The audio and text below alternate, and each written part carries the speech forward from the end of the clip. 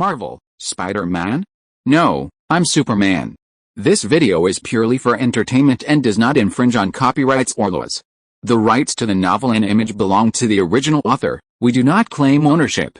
Don't like waiting and want to listen to this fanfic in full now? Subscribe to our Patreon, where you'll find the best fanfics. Chapter 76, The New Thor Returns to Earth. Witnessed by the Dwarf King Atri and all the dwarves, one of the long horns on Surtur's once intact skull suddenly snapped and instantly melted into the liquid of the forge. As if this signaled the entire skull to melt, melting into the forge. Quick, extinguish the neutron star's flames. Suppressing his intense excitement, Atri hurriedly issued a new order. Instantly, the mechanisms within the star rings clashed shut. The scorching beam of light emanating from the neutron star slowly dissipated. Eternal flame, this is up to you. As the neutron star's flames died, a faint golden flame suddenly ignited beneath the forge. However, even this faint flame, burning fiercely, caused the entire forge to vibrate violently, as if a raging beast was about to burst forth from its cocoon. Roar! Amidst everyone's stunned gaze, a furious roar echoed from the forge, resonating throughout everyone's ears. It seemed to shake the entire 9 realms. Atop the Asgardian palace, Odin, who had been resting with his eyes closed, suppressing the growing divine power within him, suddenly seemed to sense something. He suddenly opened his single eye and gazed into the void, as if he could see through everything within the 9 realms. Surtur, the eternal flame, Dwarf King Atri, you actually did this. If so, then let me lend you a hand. Instantly, Odin's gaze hardened, and he pointed the eternal spear into the void. Instantly, a dazzling golden beam pierced through Asgard, spanning the 9 realms like the beam of light from the Rainbow Bridge. That's Surtur, how could it be? I've already slain him. At that moment, Thor, in Nidave, stared in disbelief at the shadowy figure of a giant fire giant. He wielded a fiery red sword, swinging it relentlessly. Nothing seemed to be able to stop his terrifying march. Within that shadow, Thor seemed to see the familiar Asgard, being ravaged and nearly destroyed. Atri, what on earth is going on? Thor's face was filled with shock and horror. In that moment, he felt as if he had witnessed a true prophecy of Ragnarok. Don't worry, Thor. This is just a replay of its original destiny. The eternal flame sparked all this, but the gears of fate have shifted. The future is no longer a predetermined timeline. Just as Atri explained, a terrifying golden beam of light suddenly pierced the void, instantly shattering the illusion before everyone's eyes. No, with a roar of resentment, the fiery giant, along with a golden beam of light, plunged directly into the vast forge. A strange pattern appeared on the outer wall of the forge, and after a few seconds, it slowly disappeared into the forge. Odin's blessing. Atri looked at the scene before him, his eyes filled with astonishment. He had forged weapons his entire life, but this was only the 3rd time he had witnessed Odin bestow his divine blessing upon a weapon.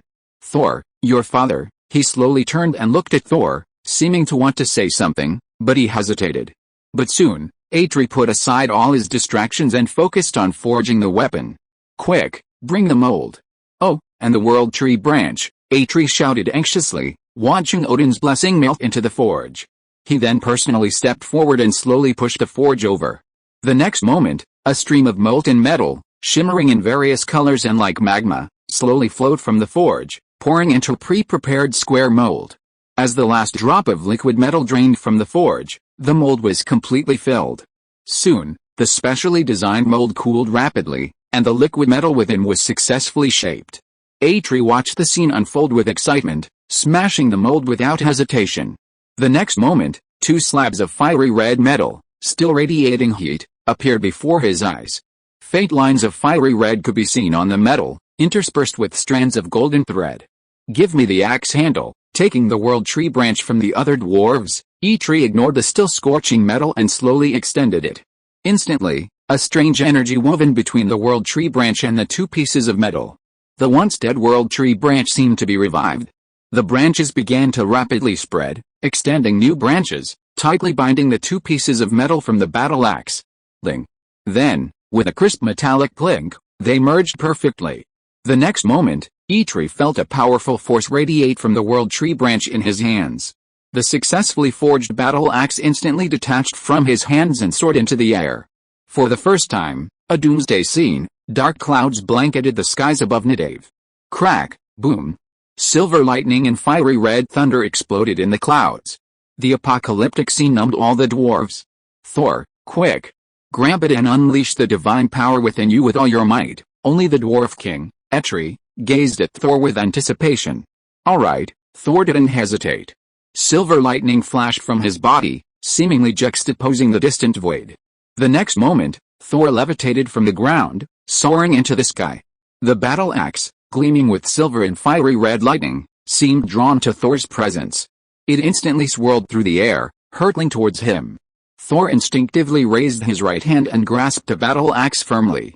Instantly, two terrifying energies converged on his body. In a split second, half of his body was transformed into silver white shimmering with silver lightning.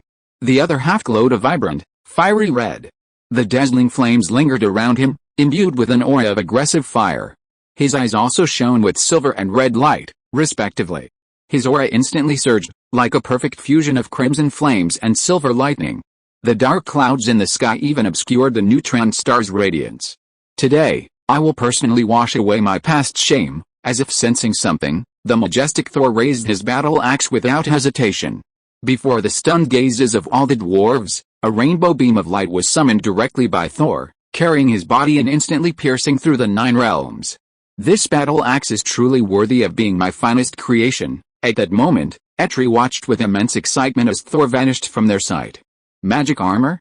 Looks very interesting. Meanwhile, Peter slowly withdrew his attention from observing Tony. I'm here. See you later. Addressing Gwen, Peter slowly exited the elevator and reached the laboratory floor where he was interning. Instructor, I'm here. Peter's advisor was none other than the beautiful Asian scientist, Dr. Helen Zhao. Mr. Parker, you've arrived just in time.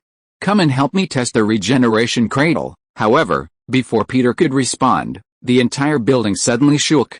Is this an earthquake? Zhao Helen looked at Peter with a look of panic. No, it's not an earthquake. Peter's powerful senses instantly detected a flash of dazzling lightning from a pile of silver metal debris in a storage room within the building. It was as if something was intensely drawing it. Sorry, Professor, I forgot I had some things to tend to, Peter said as he walked out of the lab. The next moment, a figure darted out of the building, rushing towards the brilliant beam of light descending from the sky not far away. Midgard, I'm back. The beam of light dissipated, and Thor, axe in hand, his body gleaming with silver and red lightning, floated in the air, his gaze fixed in a certain direction. In the blink of an eye, a figure appeared. Chapter 77, Remarks on the Release. Well, after over a month, this book is officially available starting Friday, tomorrow at 12 p.m. After many ups and downs, it's finally made it through 4 rounds of recommendations, and the word count is almost 180,000. While it didn't make it to the top of the 3 Rivers rankings, it's still a respectable result. At least, it's my best performance yet. First and foremost, I'd like to thank everyone for their daily support and follow-up reading. Without your support, I wouldn't be able to get this far. Thank you all for your daily recommendations and monthly votes. Without further ado, tomorrow, the day it goes on sale, I'll have a minimum of 5 updates, 10,000 words. After that, I'll have a minimum of 3 updates, with additional updates from time to time. I asked the editor today, and the follow-up reading is approaching 2,000. So, I'm begging everyone to support me with a first order tomorrow. Thank you all, and I bow down to you all. If the first order exceeds 1,300, I'll add an update for every 100 additional orders. After 1,200 average orders, I'll add an update for every 50. If the performance exceeds expectations, for example, if the average order exceeds 1,500, I'll continue to publish 10,000 daily. As for tips, I probably won't have any, but I did say that tips to the author will add an additional update. Tip the leader to add 15 chapters. In short, I hope everyone can support me. Thank you all from the bottom of my heart again. If anyone wants to join the group, you can also join it. Chapter 78, The Power of One Punch, like a nuclear explosion. Everyone, look. What's that in the sky? That's Superman. That's Superman. That other one looks familiar. Oh, I remember now. Isn't that the god of thunder who invaded Earth not long ago but was defeated by Superman? How dare he come to Earth again? In the city, countless people took notice of the situation in the sky, gazing up at the 2 majestic figures overhead and discussing the situation. Meanwhile, The two figures floating above the city were also watching each other intently. Huh? Have you grown a little stronger? So you can't wait to come and redeem yourself? Peter asked, his tone relaxed, as he gazed at Thor, axe in hand, his body shrouded in red and silver lightning. HMPH, I was certainly careless earlier. Thor's face darkened slightly at Peter's mention of their previous defeat, but he quickly regained his composure. But this time, I will personally wash away the humiliation you've inflicted on me and restore the glory of Asgard. I'll show you that I am the true god of thunder, and the puny humans can only be protected by us Asgardians. Before Thor could finish his words, two beams of golden light instantly struck him, sending the unprepared Thor flying. Such nonsense. If you want to fight, then let's fight. The golden light in his eyes hadn't even faded when Peter sprinted towards the sent-back Thor again. Damn you, you have no moral integrity. Thor, having been sent flying, wasn't seriously injured. However, just as he stopped flying, he saw a familiar figure appear before him, almost as if teleporting. This guy, how could he be so fast? Thor didn't have time to be surprised. Without hesitation, his axe, gleaming with intense lightning, struck the figure before him. Boom! A deafening roar, accompanied by a violent storm of lightning. The force of the impact was so powerful that even the glass windows of the buildings in the city below were instantly shattered. What's the rush? If you're going to fight, go somewhere white and deserted. Peter clenched his fist against Thor's battle axe, and with his free hand, he grasped Thor's body. The next moment, his speed soared to hundreds of times the speed of sound. In the blink of an eye, he had blasted from the bustling city to a desolate, uninhabited area.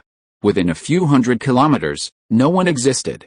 Looking at a massive mountain not far away, Peter flung Thor away without hesitation. Boom! Like an intercontinental missile, it crashed into the massive peak. Thor's body plunged directly into the mountain, sending up a huge cloud of dust and countless rocks. Seconds later, a thick, dark cloud suddenly gathered above the mountain, nearly obscuring the entire sky. Within it, fiery red lightning brewed. Crack! The next moment, lightning bolts as thick as buckets thundered down. The furious lightning lashed out, instantly shattering the massive mountain. Rocks shattered, and in mere seconds, a massive peak was easily flattened. Boom! Amidst the shattered rock, a figure leaped out. You've completely enraged me. At that moment, Thor, brimming with terrifying thunderous fury, wielded his battle axe, and with the rumbling thunder of the sky, he transformed into a massive lightning storm, hurtling towards Peter. Oh, anger mismatched with strength is a sign of incompetence. Peter let a scornful smile play as he watched Thor, engulfed by countless violent bolts, converge into a hurricane-like lightning storm hurtling towards him. The next moment, Peter slowly raised his right hand, clenching his fingers one by one. The immense pressure instantly crushed even the air, transforming it into a pool of liquid that slowly dripped from Peter's fist. Then, facing the lightning storm, centered around Thor, Peter delivered a mediocre punch. Yet, even this ordinary punch carried a terrifying force of hundreds of millions of tons. With a blow, the very sky and the earth trembled. Dark clouds obscuring the sun vanished instantly beneath the blow. The terrifying force erupted instantly, seemingly distorting space-time, creating a peculiar phenomenon resembling a miniature black hole. The air condensed and compressed, forming a visible solid wind. Even the sunlight seemed to be drawn away, dimming the sky. Light clung to the solid air, gleaming with an intense fluorescence. The next moment, it erupted violently, hurling itself at the lightning storm below. In that moment, everything in the world fell silent, as if time had momentarily frozen. The terrifying roar, coupled with the silence, made everything seem eerie. The violent lightning storm shattered into pieces the moment they met. Thor's body, swept up by the surging wind, accelerated almost instantly from a standstill to nearly 10,000 times the speed of sound, crashing down to the earth with a thunderous thud. In an instant, the earth collapsed and cracked. It was as if a massive nuclear bomb had been buried deep beneath the surface. Beneath the surface, a terrifying shockwave spread outward, like a terrestrial dragon tumbling its massive body beneath the earth. A static overpressure formed, and the sudden burst of high pressure and vacuum continuously tore at the earth's crust. Like the ring drawn around a target, the entire ground bulged visibly, creating ripples like water. However, this phenomenon lasted only a few seconds. Boom! The entire surface instantly exploded, like a landslide. A massive mushroom cloud of dust rose up. The smoke and dust nearly obscured the sky within a radius of tens of kilometers. The terrifying shockwave stretched for hundreds of kilometers, and the strong tremors were still felt thousands of kilometers away. Earth is still too fragile, unsuitable for combat. This punch caused an even more terrifying effect than a nuclear bomb explosion, but it left Peter feeling a little frustrated. On Earth, he constantly restrained his strength. Even in the current battle, he didn't dare to exert even 1/10,000th of his strength. It seems that I have to find a place where I can use my strength unscrupulously. The next moment, before the smoke and dust rising from below dissipated, Peter rushed into the smoke and dust. At the bottom of the pit, nearly 1,000 meters deep, he found Thor's body. No, then, in Thor's unbelievable eyes, he snatched a battle axe from his hand. Summon the Rainbow Bridge? So that's it. The moment he touched the battle axe, Peter almost understood how to use it. The next moment, a dazzling beam of light came down, sweeping away Thor and Peter's bodies. Nearly an hour later, the smoke and dust rising into the sky finally dissipated slowly. And if you look at the ground from above, you will find that there is only an extremely huge and shocking meteorite crater left here. Chapter 79, Give the planet a middle part. In an ordinary galaxy, dozens of light years from our solar system, a multicolored beam streaked across the sky, only to abruptly stop near a rocky planet about half the size of Earth. The next moment, the beam dissipated, revealing two figures. Human, give me back my battle axe. Thor, furious after having his weapon snatched away twice by Peter, was furious. Sorry, there's no air in space. I can't hear you. Although Peter possessed super hearing and could easily hear Thor's words regardless of the medium, he pretended not to hear Thor and scratched his ear provocatively. So, get down first. Then, Peter's gaze suddenly grew cold, and he flung Thor's body toward the rocky planet below. He glanced at the weapon in his hand, which was different from the storm axe in the movie, his eyes devoid of any regret. Since you want it, I'll give it back to you. He then threw it directly at the falling Thor. The next second, Peter's body also hurtled towards the silent planet. If the planet had consciousness, it would surely exclaim, I forgot to check the almanac before going out today. How did I get into trouble with these two evil spirits? Haha, it's my battle axe. Thor, falling, was excited to find his battle axe following closely behind, and hurriedly raised his right hand. Come here. With Thor's call, the battle axe in the air instantly accelerated and flew back into his hand. Excellent. That guy actually looked down on me so hard. I'm going to show him the consequences of looking down on me. He grasped the battle axe again, and a flash of lightning once again enveloped Thor. The minor injury he had suffered from the previous punch had almost instantly healed. Divine power reinfused his body, making him feel even more powerful than before. Next, it's my turn. Thor stopped his fall and slowly came to a stop in the air hundreds of meters above the ground. The next moment, a figure suddenly appeared in front of him. He looked closely and saw it was Peter. Perhaps your strength truly exceeds my expectations. Thor's gaze grew serious as he stared at Peter before him. Peter's performance had been enough to make him truly serious. But, the warriors of Asgard are unbeatable. Thor raised his battle axe, his aura radiating ever more intense. I wonder who nearly made me cry last time I lost. Peter's light-hearted words suddenly froze Thor's aura, and his expression darkened. Ahem, I won't lose to you a second time, Thor roared, as if venting all the humiliation of his previous loss to Peter. Instantly, terrifying dark clouds obscured the sky. Countless crimson bolts of lightning brewed within. The lightning swirling around Thor gradually shifted to fiery red. The silver-white battle axe in his hand gradually began to develop crimson lines, as vivid as fire. Rumble.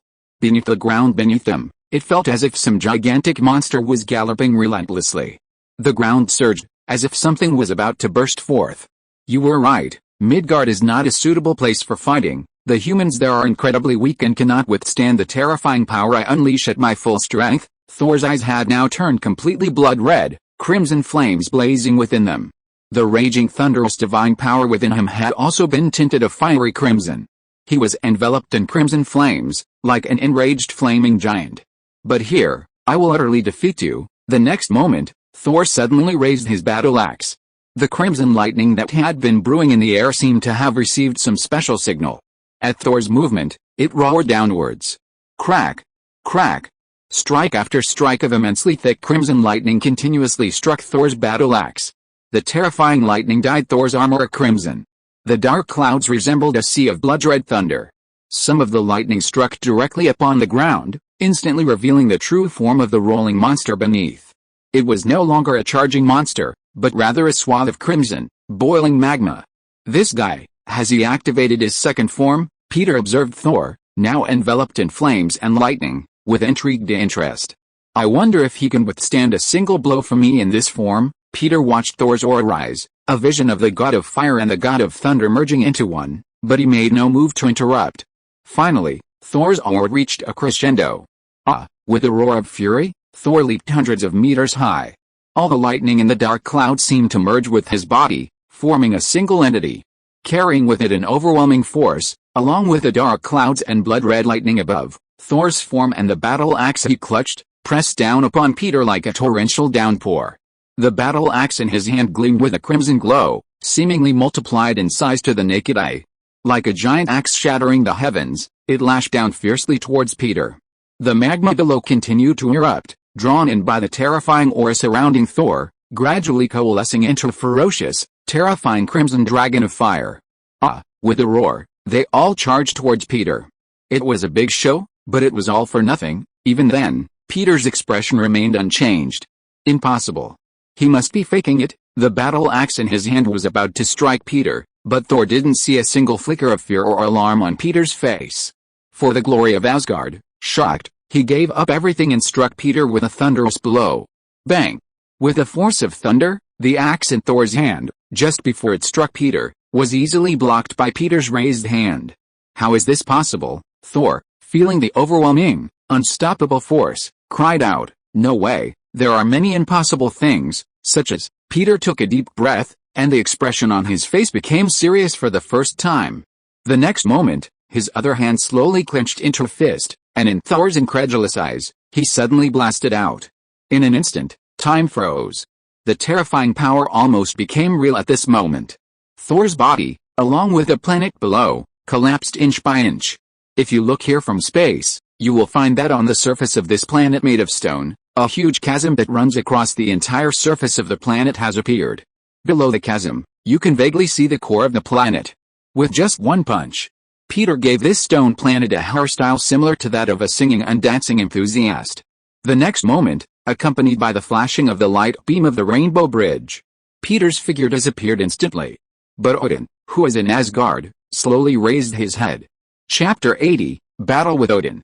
This is Asgard. Peter, carrying Thor's grievously wounded body, slowly emerged from the dissipating rainbow beam. "Are you the Midgardian?" Heimdall, the guardian of the Rainbow Bridge, gazed in astonishment at Peter emerging from the bridge. "Thor? Damn it, what did you do to him?" Shocked, Heimdall finally saw the figure Peter held in his arms. Seeing Thor's body stained crimson with blood, his eyes instantly filled with rage. Drawing his silver sword, he charged at Peter, vowing revenge for Thor. "Are all Asgardians so unreasonable?" Peter casually tossed the severely wounded Thor forward. The simple gesture held immense power. "Thor!" Heimdall cried out, hastily dropping his sword and attempting to catch the flying Thor. How is this possible? However, the moment of contact, a surge of force washed over him. He and Thor were flung dozens of meters away, crashing down onto the Rainbow Bridge, ablaze with multicolored light. The immense force blasted both of them off the surface. Heimdall, still conscious, managed to grab the edge of the bridge. No, but Thor, already unconscious, watched as he was about to fall into the wormhole beneath the bridge. Heimdall's resentful roar seemed to have an effect. A figure suddenly appeared at the edge of the Rainbow Bridge, and with a powerful, aged hand, he grabbed Thor's falling body and pulled him back onto the bridge. "Your Majesty, you've finally arrived." Thor, Heimdall's face was filled with surprise, and he paused as he looked at Odin's sudden arrival. "Come up first." Odin's aged face was calm as he extended his hand to Heimdall. "Human, what is your purpose in invading Asgard?" After rescuing Heimdall, Odin, holding the eternal spear, looked at Peter with a stern expression and demanded in a commanding voice. "My entry into Asgard is an intrusion, and your entry into Earth is an advent." "Ha, how ridiculous." Ignoring Odin's serious expression, Peter's face lit up with a sneer. "You?" Heimdall tried to retort, but Odin waved his hand to stop him. "Sir, there's no need to argue about such meaningless matters. I just want to know why you've come this time." Odin, clad in golden armor, exuded a powerful aura as he continued to question Peter. "How You can see I'm only here to send this guy back who's repeatedly provoked me. I mean this out of kindness." Peter smiled kindly, as if everything was just as he'd said. "Thor's in this state, and you still say you mean well." Heimdall held Thor's severely injured body, his face filled with anger. "He's only seriously injured. That's perfectly normal. He had nothing better to do than come to Earth and provoke me. I didn't kill him outright, but I showed some mercy." Peter's expression gradually grew serious as he spoke, his gaze fixed on Odin with an aggressive glare. "You," Heimdall, seething with rage, threatened to charge. "Stop." However, Odin slammed the eternal spear into the rainbow bridge. A furious cry echoed throughout Asgard, and every Asgardian looked in his direction, surprised at Odin's wrath. "Sir, on behalf of Thor, I apologize and thank you for showing mercy. If you need anything, feel free to ask me. We in Asgard will do our utmost to help." Odin's expression shifted, but he finally suppressed his intense anger and expressed his apology and gratitude to Peter in a calm tone. "I didn't expect you, old man, have not only aged but also become more open-minded." Peter was surprised that Odin could suppress his inner anger and refrain from attacking him. "It seems that my plan to provoke him into another fight today may not be possible." Thor, having awakened his divine power and possessing a divine weapon surpassing that of a monarch, was already extremely powerful. But for Peter at this moment, he still posed no challenge. If he hadn't just held back, that blow would have shattered Thor's body, along with the planet, into dust. Only now, with his aging demeanor and peaked divine power, could Odin, at full strength, match Peter's strength. Unfortunately, the old man was too cautious, rarely using his full strength in order to hold out longer. Even last time, he had simply fled in panic. "Forget it, I don't want any compensation." Peter waved his hand, indicating that he wanted nothing. "But since you can come to Earth to challenge me, then I should be able to challenge you Asgardians, too." "It's settled. Now, on behalf of Earth, I come to challenge you, the Asgardians." Suddenly, a flicker of excitement crossed Peter's face, and without hesitation, he issued a challenge to all Asgard. "Of course, I'm challenging the truly powerful, not some weakling. After all, I might not hold back next time." Peter spoke, his gaze scornfully scanning the gravely injured Thor and Heimdall.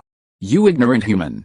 His Majesty the God King is not someone you can challenge." Before Heimdall could finish, Odin raised his hand. "All right, I accept your challenge, but I have one condition," Odin said slowly, his expression serious. "Okay, as long as you accept the challenge, feel free to tell me what the conditions are." Peter was surprised that Odin actually accepted his challenge, and despite his excitement, he didn't refuse his offer. "I hope you'll give me some time to prepare. After all, the battle between us will be no small matter." Odin calmly stated his conditions. "That's it? No problem at all." Peter, expecting him to offer some conditions, agreed almost without hesitation.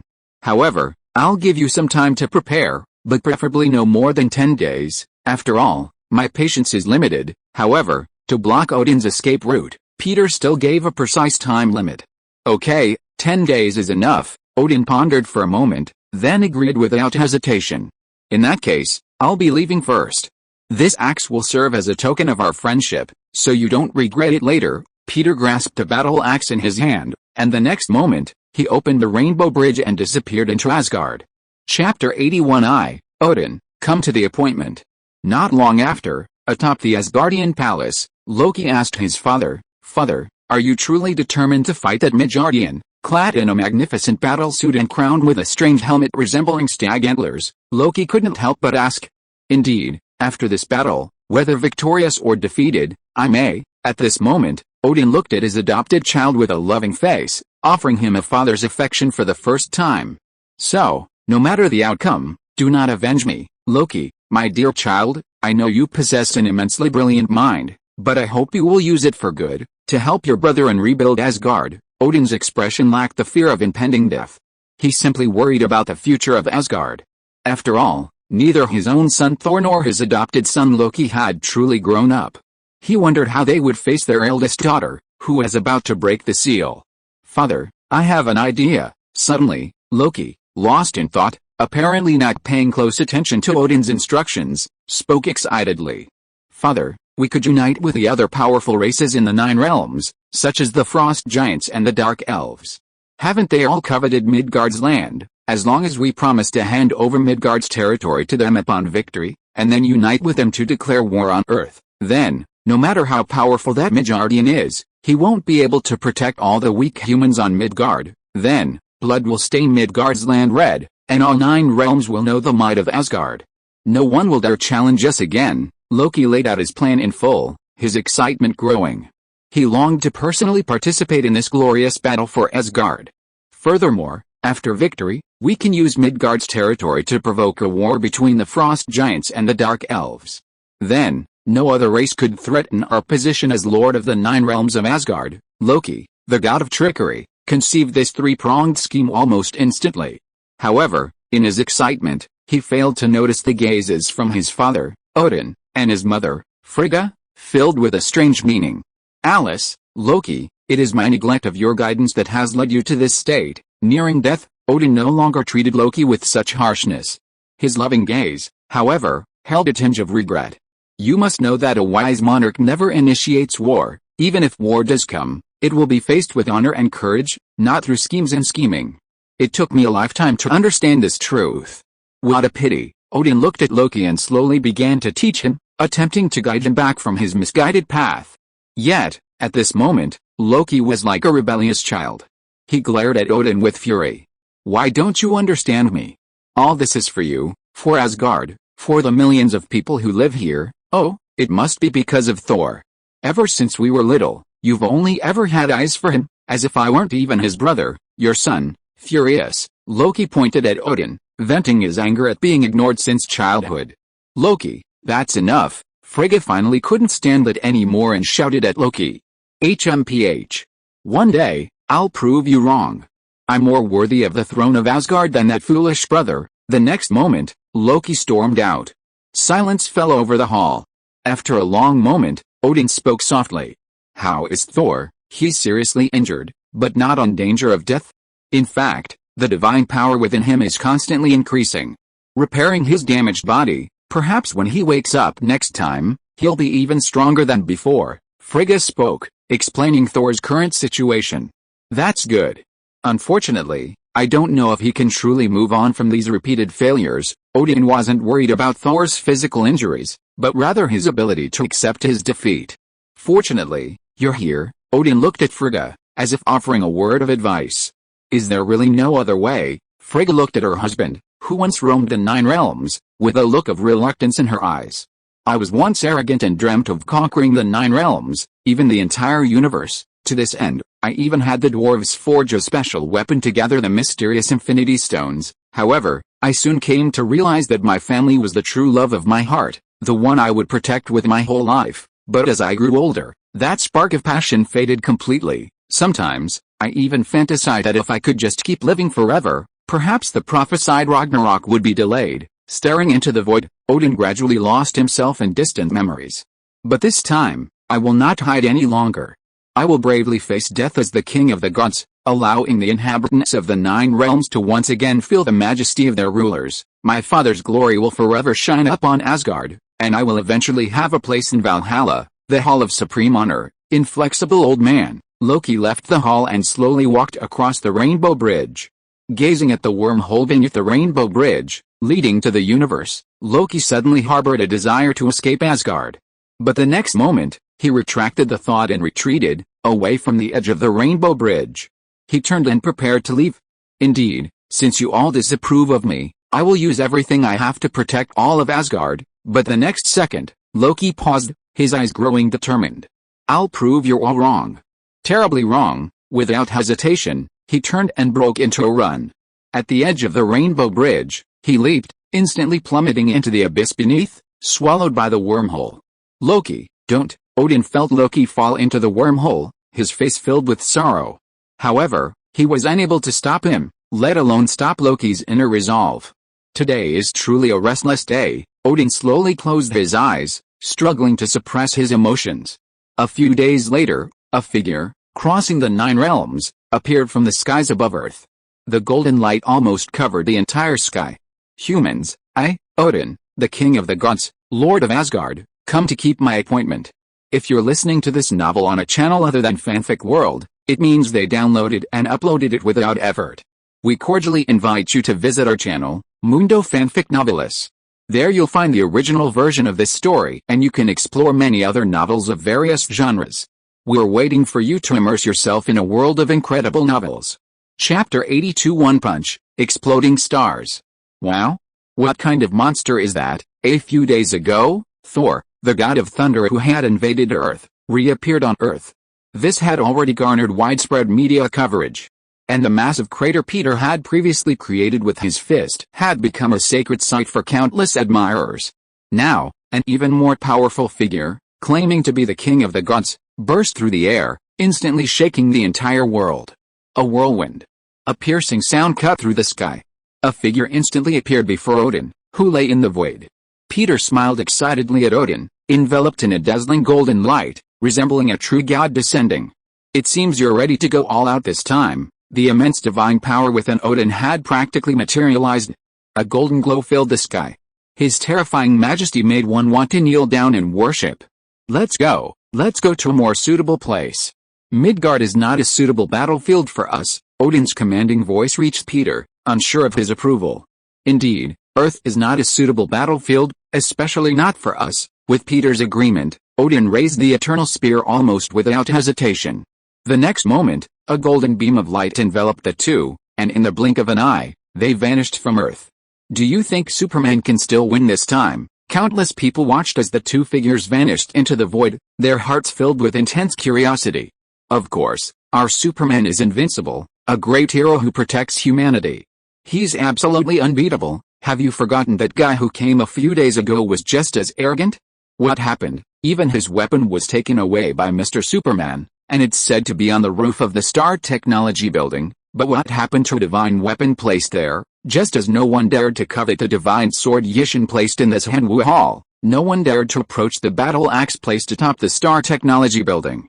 In a vast galaxy hundreds of light years from Earth, a golden beam of light suddenly streaked across the boundless universe, illuminating the entire sky. The beam of light dissipated, and two figures suddenly appeared in the universe. No planet in this galaxy supports life, making it a perfect battlefield. Standing in the void of space, Odin spoke slowly. In that case, let's not waste time and begin. Peter had been waiting for this battle with Odin for days and was already impatient. Please wait a moment. I have something to ask of you, sir. Odin, however, was not as impatient as Peter. His commanding voice, though unaffected by any medium, carried Peter's ears. All right, speak quickly. Peter had even the most basic respect for Odin, who had already given his all. After this battle, no matter what the outcome, I hope you will not cause trouble for Asgard again. Don't worry, I never initiate trouble. This time, you were the ones who provoked me first, Peter agreed without hesitation. Besides, if I die, a powerful being could break free from the seal, devastating Asgard and potentially sweeping across the 9 realms. Odin's face was heavy. This was his only concern right now. You're talking about your daughter Hela, right? Don't worry, as long as she doesn't mess with me, I won't interfere with your family's mess. I mean, Odin looked surprised, as if he hadn't expected Peter to know about this. I know you want me to help Thor and save Asgard. Peter seemed to have known Odin's true intentions. But unfortunately, I don't have that habit, unless what? Odin asked expectantly.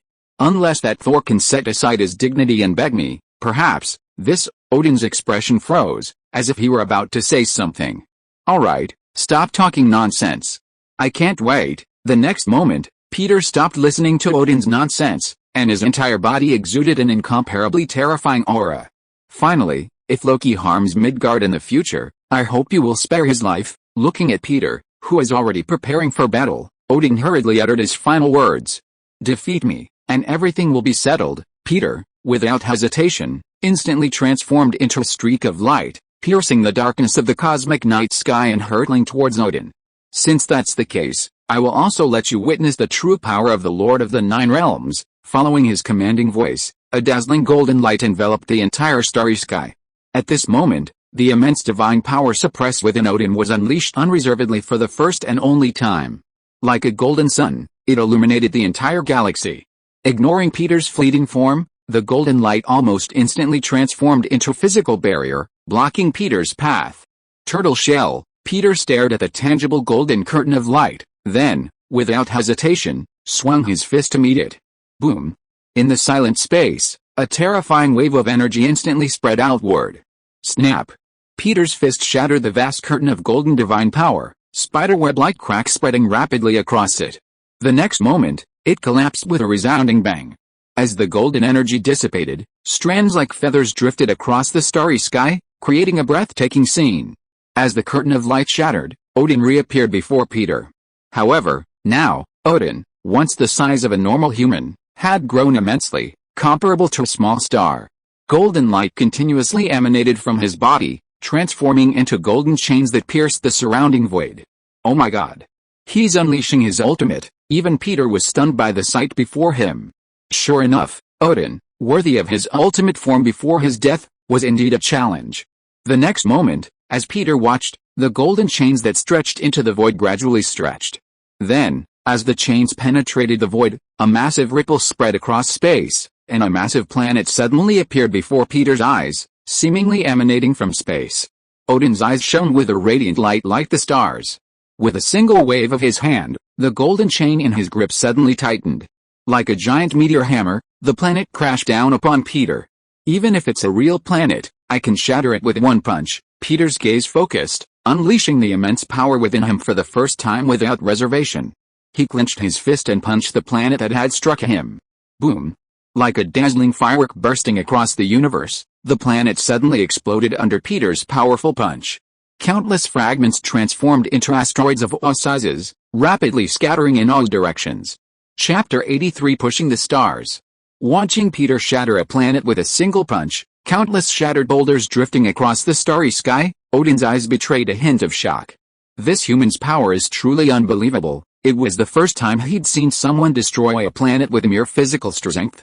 Even he could only rely on immense divine power.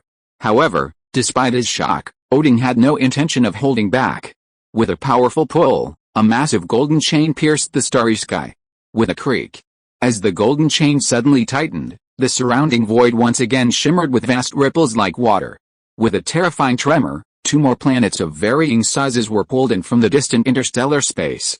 Come on, let's see how many planets you can pull. With the immense power surging within him, Peter showed no fear. Meanwhile, Odin had already swung the two massive planets at a rapid speed. Like meteor hammers, the two planets collided, trapping Peter between them, and collided rapidly. Boom. In an instant, like Mars hitting Earth, two massive planets collided with a thunderous clashing roar. The terrifying force shook the entire galaxy.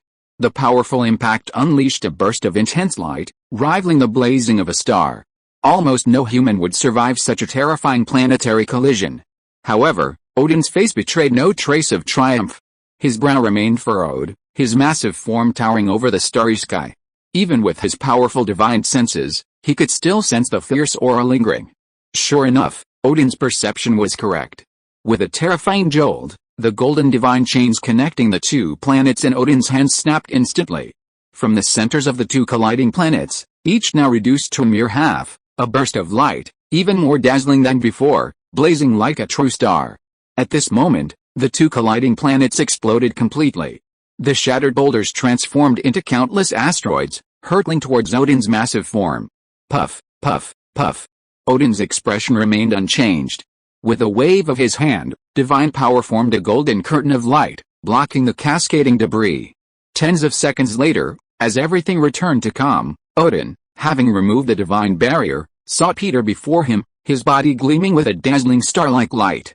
In his prime, Odin truly lived up to his title as Lord of the Nine Realms. Peter had once doubted how Odin, now resembling an old man, could have once ruled the Nine Realms.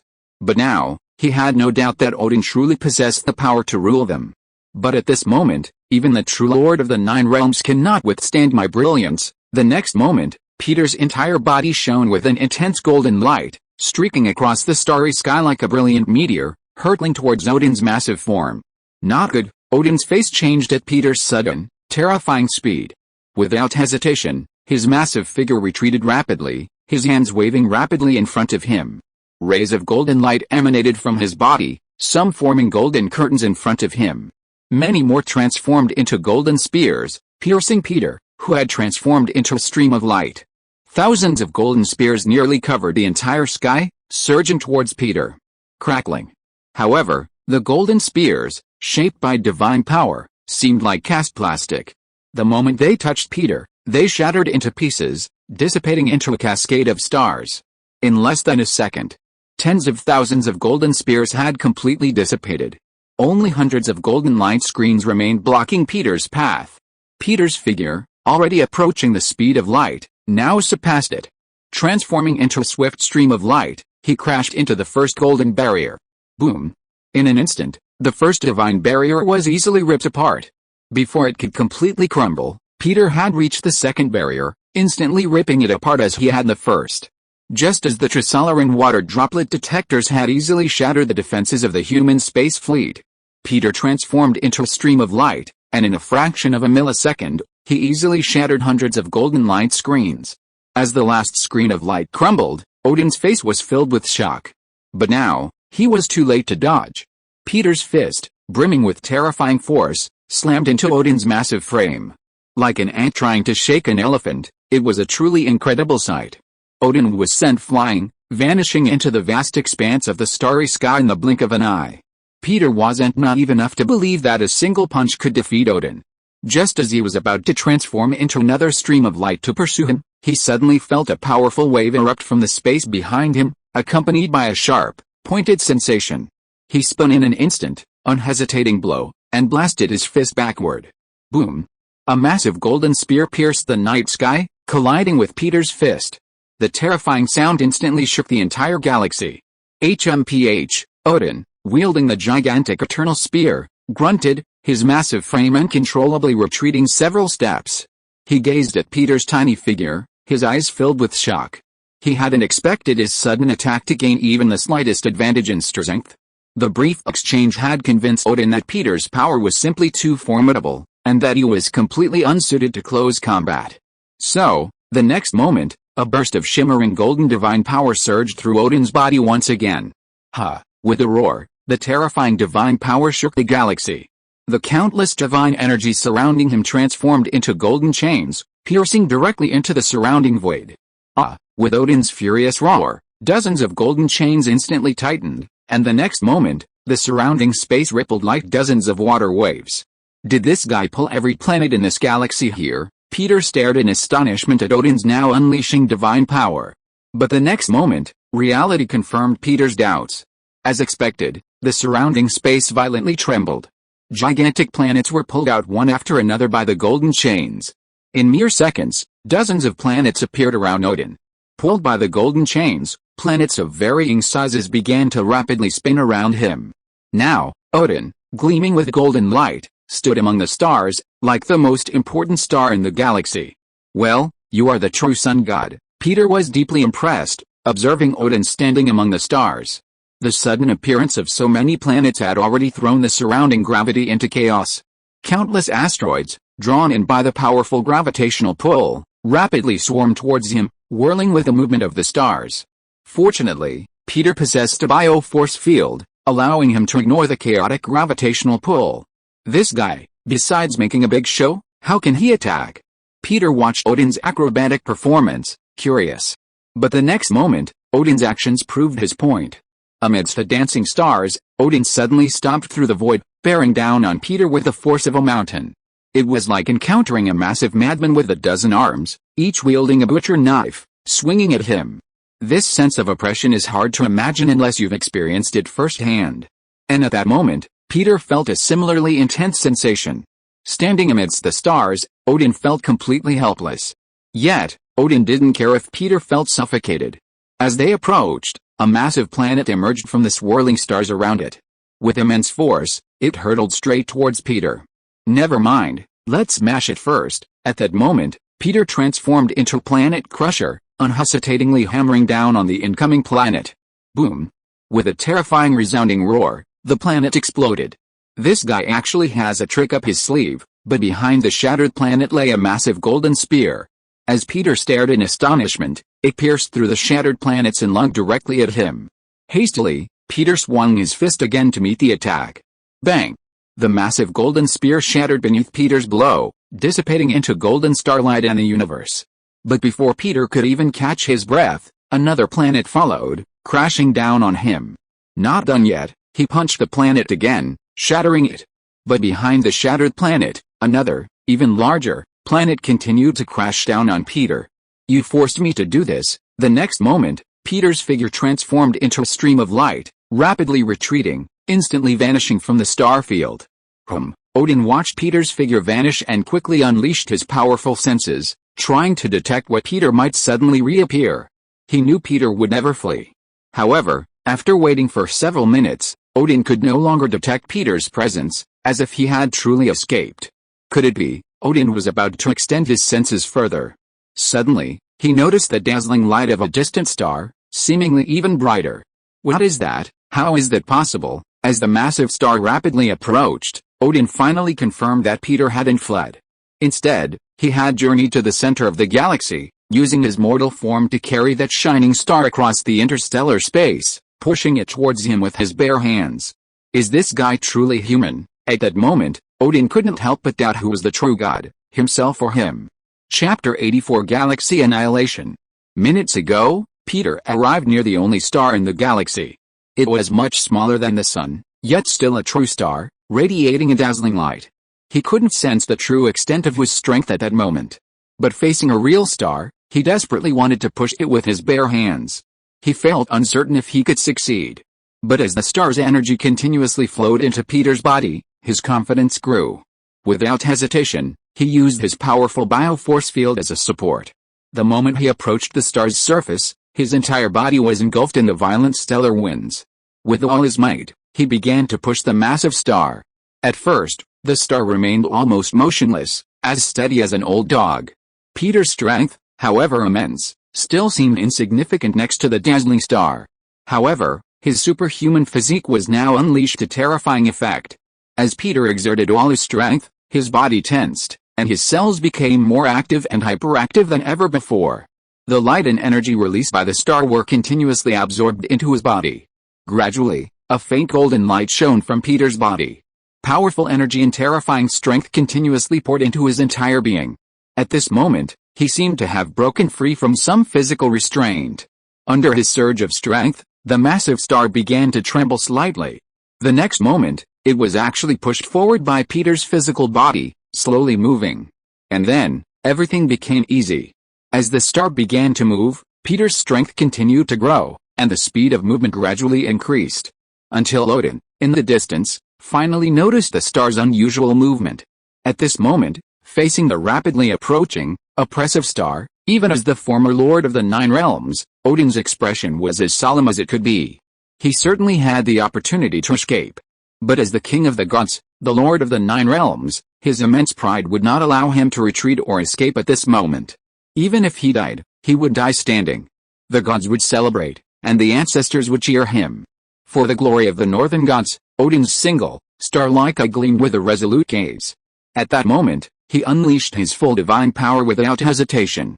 The surging power of Odin engulfed him. He slowly raised the enormous eternal lance in his hand, countless divine powers converging at its tip. Instantly, an unparalleled burst of dazzling light and power erupted, illuminating the entire galaxy's night sky like a newly blazing star. Within the starry sky, it was as if two golden stars were facing each other, rapidly colliding. By this moment, dozens of asteroids near Odin had long since lost their function, easily engulfed and crushed by the immense force unleashed by the collision, reducing them to dust. The two stars, colliding with each other, erupted in a blazing light reminiscent of a supernova. Boom! Accompanied by terrifying turbulence and fluctuations, the entire galaxy was almost instantly destroyed. The terrifying, galaxy-scale explosion, a powerful force, engulfed the entire galaxy and then began to spread to surrounding galaxies. An unknown amount of time passed before everything finally settled. The massive explosion and impact had already destroyed everything in this galaxy. In the dim universe, beyond the cosmic storms that permeated the galaxy and the rifts in space ripped apart by the immense force, only two figures remained. One shimmered with a faint golden light, faint yet imbued with a majestic, vibrant aura. The other's golden light, however, grew dimmer and dimmer, seemingly poised to wither at any moment. The tip of the eternal spear in Odin's hand had even been broken. His armor had long since lost its luster and was nearly shattered. "Human, you have won this battle," Odin, his face frail, his armor tattered, his demeanor visibly aged, stared at the figure before him, finally admitting defeat. Even though his defeat hadn't been to Peter, but rather to collision with a star, he still hadn't lost. As the king of the gods, he disdained excuses. Begin. Odin closed his eyes, awaiting judgment. Peter slowly approached Odin and raised his hand slightly. Let's go. What? Odin opened his eyes, a bit incredulous. What? You won't send me back, are you letting me fly back on my own? This is hundreds of light years from Earth. Peter spoke slowly, but his words startled Odin. Without hesitation, Odin raised the broken spear of eternity slightly, unleashing a beam of golden light, much dimmer than before, that swept over the two men. The next moment, accompanied by the beam of light, their bodies vanished. The events in this galaxy were being monitored by powerful civilizations and rogue spacecraft. Curious, they piloted their craft through several space-time jumps to reach this location. But seeing the starless, devastated galaxy before them, riven by dangerous cosmic storms and shattered fissures, they couldn't help but reveal a look of extreme shock. In their minds, even a battle between two cosmic-level civilizations would struggle to destroy an entire galaxy. And now, what terrible event had occurred here? As more and more spacecraft arrived to observe, some even dubbed it the battlefield of the gods, declaring it a cosmic wonder. In their view, perhaps only a war between gods could produce such terrifying effects. A long time later, a humming sound appeared. A strangely shaped, yet incredibly imposing and massive spaceship suddenly leaped through space and time. Great Lord Thanos, we have arrived. A slender alien, over 2 meters tall, knelt on one knee and respectfully addressed the oppressive figure seated on the throne before him. It is indeed the lingering aura of that old Odin. The figure seated on the imposing throne, floating in the air, slowly turned, revealing a purple titan clad in golden armor and exuding a domineering aura. Bring the Asgardian here. Yes, Lord Thanos. Following the purple titan's command, a familiar figure was quickly brought forward. I, Loki, Prince of Asgard, God of trickery, greet the great Lord of the universe, Lord Thanos. The broad Loki saluted Thanos with a smile and grace. It seems all you said before is true. Odin has indeed endured a great war, and will soon be dead. Thanos stared at Loki with a cold expression, speaking slowly. Nothing escapes the eyes of the great Thanos. Loki concealed his inner sorrow, but maintained a smile as he complimented Thanos. It seems the time has come to complete my grand plan. Imbued with holiness and mercy, slowly stepping down from the throne, Thanos gazed upon the silent remains of a galaxy, a fierce determination flashing in his eyes. I swear to follow Lord Thanos until death. Nearby, Thanos' men knelt on one knee and pledged their loyalty. I, hereby, swear to forever follow the footsteps of the great Thanos and serve the Almighty. As Thanos slowly turned, Loki quickly pledged his own allegiance. In that case, I agree to your proposal. You will lead the Chitauri army to flatten Earth and seize the Infinity Stones. However, if you fail, or dare to desert, you will witness the ruthlessness of Thanos, the universe's renowned ruler. As Thanos spoke, a strong sense of oppression and icy aura overwhelmed Loki, a terrifying aura like the approach of death. I will not let Lord Thanos down, Loki replied with a firm expression. This is the Mind Scepter. It possesses the powerful power to twist the consciousness of living things and will aid you in your plan to flatten Earth. Thanos slowly took the scepter, gleaming with yellow light, from his subordinate and solemnly handed it to Loki. If you have the opportunity, I hope you can bring that human here and make him pledge his allegiance to me. Thanos paused for a moment before speaking again. Yes, Lord Thanos. Loki suppressed his joy, took the Mind Scepter, and solemnly promised. Go. Returning to his throne, Thanos slowly turned, leaving behind an oppressive presence. Loki departed as instructed, leading the Chitauri fleet away from Thanos' flagship. My lord, do you truly trust that fellow? As Loki departed, the slender ebony maw slowly spoke, expressing doubt about Loki's allegiance. HMPH, a cunning liar, how could I truly trust him? Thanos' tone made it seem as if he had never truly trusted Loki. Then you still, Ebony Maw was surprised. He's just a pawn in my testing of Earth. Even if he fails, it won't ruin my plan. Go, tell Ronin to find the Tesseract as soon as possible. Soon, I will personally tread upon Earth with unrivaled power. With these words, Thanos' throne slowly floated away, disappearing into darkness. Elsewhere, Odin had already returned to Earth with Peter. Now, enjoy the few remaining moments you have. Peter glanced at the now elderly Odin, then, without further pause, vanished from sight. Odin slowly raised the broken Lance of Eternity, attempting to summon the Rainbow Bridge back to Asgard, but paused mid-move. Perhaps that would be a good place for my grave. Having given up on returning to Asgard, Odin gazed toward the spot where he first arrived on Earth and battled the frost giants. It was also the birthplace of Norse mythology, Norway. The next moment, he transformed into a streak of golden light and sped away. Humans, truly a wondrous species. Odin stood at the edge of the cliff, gazing down at the human horde below. Indeed, while humans may be weak in strength, their will is unparalleled. Suddenly, a voice called from behind Odin. Haha, are you here to mock an old man on the verge of decay? Odin chuckled self-deprecatingly, watching the yellow-robed monk emerge from the circle of light behind him. Of course not, we're just two old guys on their deathbed, catching up on the past. I'll update 2 chapters today with 6,000 words each, and I'll try to write another 10,000 words tomorrow. Chapter 85 Stephen Strange with Panda Eyes. Peter returned victorious, but his heart wasn't overly joyful. While the battle had been massive, even annihilating an entire galaxy, and he ultimately emerged victorious, it also exposed his own weaknesses. Compared to the near-omnipotent Odin, only his physical strength had reached a terrifying level. He could easily shatter massive planets.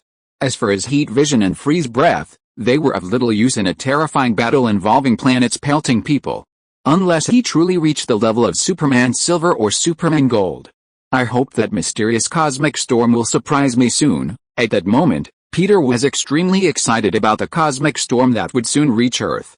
After all, that mysterious storm had only briefly touched the Fantastic Four, yet it had already granted them incredibly powerful special abilities. If they could capture it, then... Peter stopped thinking about it, fearing he was being too impatient. Soon, Peter returned to the Stellar Technology Building. However, he reached the rooftop first to pick up the Ultra Monarch's axe, a trophy and token of his victory. Fiery red lines swirled across the silver surface of the metal axe, imbued with a strange beauty. Moreover, just by holding it, Peter could feel a surge of immense energy flowing into his body. It's powerful, but unfortunately, it's useless to me. Weapons didn't offer much of a bonus to Peter, and might even limit his own unleashing power. Besides, he himself was the most powerful weapon in the universe. Even if he had to use a weapon, Peter preferred a long-handled, two-handed weapon, like the one used by a certain three-eyed mythical figure. Thinking of this, Peter casually summoned the Rainbow Bridge and tossed the battle axe in without hesitation. The next moment, a figure flashed, instantly arriving inside the building. Mr. Superman, you're here. In a vast laboratory built on an entire floor, countless researchers were busy at work. A massive portal system opened every few hours, transporting the latest space station modules to another area for assembly. How's the space station construction going? Peter asked Reed, the project leader, curiously, observing the busy yet orderly scene. It's going very smoothly, Mr. Superman. Since we announced our plan to build a space station, countless researchers from all over the world have applied to join this great project. Speaking of the progress, Reed's face flickered with uncontrollable excitement. Never before had he imagined he'd have the opportunity to lead such a massive project. After all, when he first approached Reed about his project for investment, he was met with various rejections. So, how long do you estimate it will take to complete construction? Peter, perceiving Reed's suppressed excitement, continued his curious question. We've already completed most of the station's major systems, including the shield system, ecological recycling system, energy system, propulsion system, particle weapons system, transporter system, medical system, and more, hundreds of them. What remains are the subsystems within the major systems, such as the medical pods and biological hibernation systems needed for the medical system. In short, the station is now basically complete, and some less critical systems can be supplemented later. Reed's face was filled with excitement, even he found it hard to believe. Such a comprehensive station was being completed in such a short time. Are you sure we're building a space station, and not a spaceship capable of interstellar travel? Listening to Reed's explanation, Peter couldn't help but imagine. Space station, spaceship. However, some of the technology was provided to us free of charge by other companies in partnership with us, such as Stark Industries, Hammer Technology, and the Government Aerospace Research Institute. Dozens of world-renowned technology companies have provided us with free support in building the station. Free support? Would they be so kind? Businesses are driven by profit, And Peter didn't believe those companies would be so foolish as to give away their core technology. Of course they're not so kind. Most tech companies are only interested in your reputation, and some even leave hidden tricks in the technology they provide, hoping to gain control of the space station we built. Reed's smile faded. He knew that if Star Technology, the company building the space station, wasn't backed by Superman, the other companies wouldn't have been able to suppress them, let alone provide free assistance. However, we've come up with a solution. The mysterious team led by Dr. Otto is intensively researching a strong artificial intelligence. By then, everything in the space station will be controlled by our AI, and those companies' tricks will be completely ineffective. A sinister smile flickered across Reed's face, and he whispered to Peter. Artificial intelligence? Don't build me an Ultron. Peter was taken aback when he heard the word artificial intelligence. There are many famous AIs in the Marvel Universe, Tony Stark's intelligent butler Jarvis being the most famous. However, not all AIs are controlled by humans. Ultron, however, is the most rebellious of them all. It was assigned to maintain human peace, but it instead seeks to bring about true nuclear annihilation. Peter even remembered that before his time travel, Ultron from a certain universe had successfully merged with a vibranium body of the fantasy world, ultimately obtaining 6 Infinity Stones and nearly destroying the entire multiverse. You guys go ahead and do your thing. I'll go check on Dr. Otto first. Thinking of this, Peter couldn't help but want to go to Dr. Otto to confirm whether this AI was safe enough. Mr. Superman, I'll go with you. Reed put down his work and prepared to accompany Peter. The two soon left the laboratory. However, as they were heading to Dr. Otto's lab floor, Peter saw a familiar figure in the hallway, one that looked out of place. What's going on with him? Peter asked, pointing to a figure in a fancy suit, looking exhausted, as if he'd been up all night playing games for days. Dark circles under his eyes made him look like a panda. Him? He seems to be a fairly well-known neurosurgeon named Stephen Stitch. Reed followed Peter's gaze, then thought for a moment before introducing him.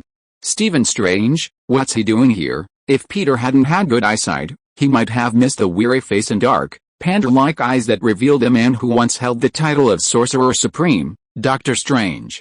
Even though Tony stole his title, according to the timeline, he should still be a doctor, relying on his medical genius to gain immense fame and wealth, living a luxurious life. How did he end up like this? Peter wondered. How could Stephen, a genius doctor, have ended up like this? If he hadn't sensed any energy fluctuations coming from him, Peter might have thought he was a dark strange from some universe that had fallen into darkness. Mr. Superman, do you know him? He seems to be a patient of Dr. Shearer, Reed said after a moment's thought. Then, noticing the question in Peter's eyes, he quickly added, Hiller is a renowned psychiatrist in New York City. At our invitation, he's working with Dr. Otto to develop a healthy mental state for artificial intelligence. This Mr. Strange must be here to see him. After all, he looks like he hasn't slept well in days. He might be experiencing some serious mental issues. Reed looked at Stephen with sympathy. He'd been in a similar state when countless companies rejected his funding, unable to sleep peacefully at night. I see, it wasn't uncommon for doctors to develop mental illnesses due to certain circumstances. It was Stephen, however, who caught Peter's attention. As the two of them passed Stephen, who was sitting on a chair in the hallway, Stephen only raised his head slightly. Even when he saw the world-famous hero, Superman, walking past him, his eyes didn't waver. By the way, if you get a chance, keep an eye on this guy for me, Peter slowly instructed Reed after entering the lab. Be well, Mr. Superman, Reed agreed, not questioning why Peter was keeping an eye on such an insignificant individual. Mr. Superman, you're here. As Peter entered the lab, Dr. Otto, who was busy at work, spotted him and hurried over. Do you have a psychiatrist named Hiller here? Please tell him there's a patient waiting outside. Peter spoke first, mentioning that Stephen was waiting for someone. Okay, I'll let him know right away. Otto's eyes flashed with surprise, but he didn't hesitate. He quickly left the lab with a man whose eyes revealed a wise gaze. Well, let me see how your so-called artificial intelligence is progressing. With that matter resolved, Peter turned his attention to the artificial intelligence. After all, if he wasn't careful, creating an Ultron would be a hell of a joke. Meanwhile, the psychiatrist named Hiller slowly emerged from the lab and saw Stephen sitting in the hallway, looking exhausted. Mr. Strange, are you dreaming about another version of yourself again? Hiller had clearly been aware of Stephen's psychological problems.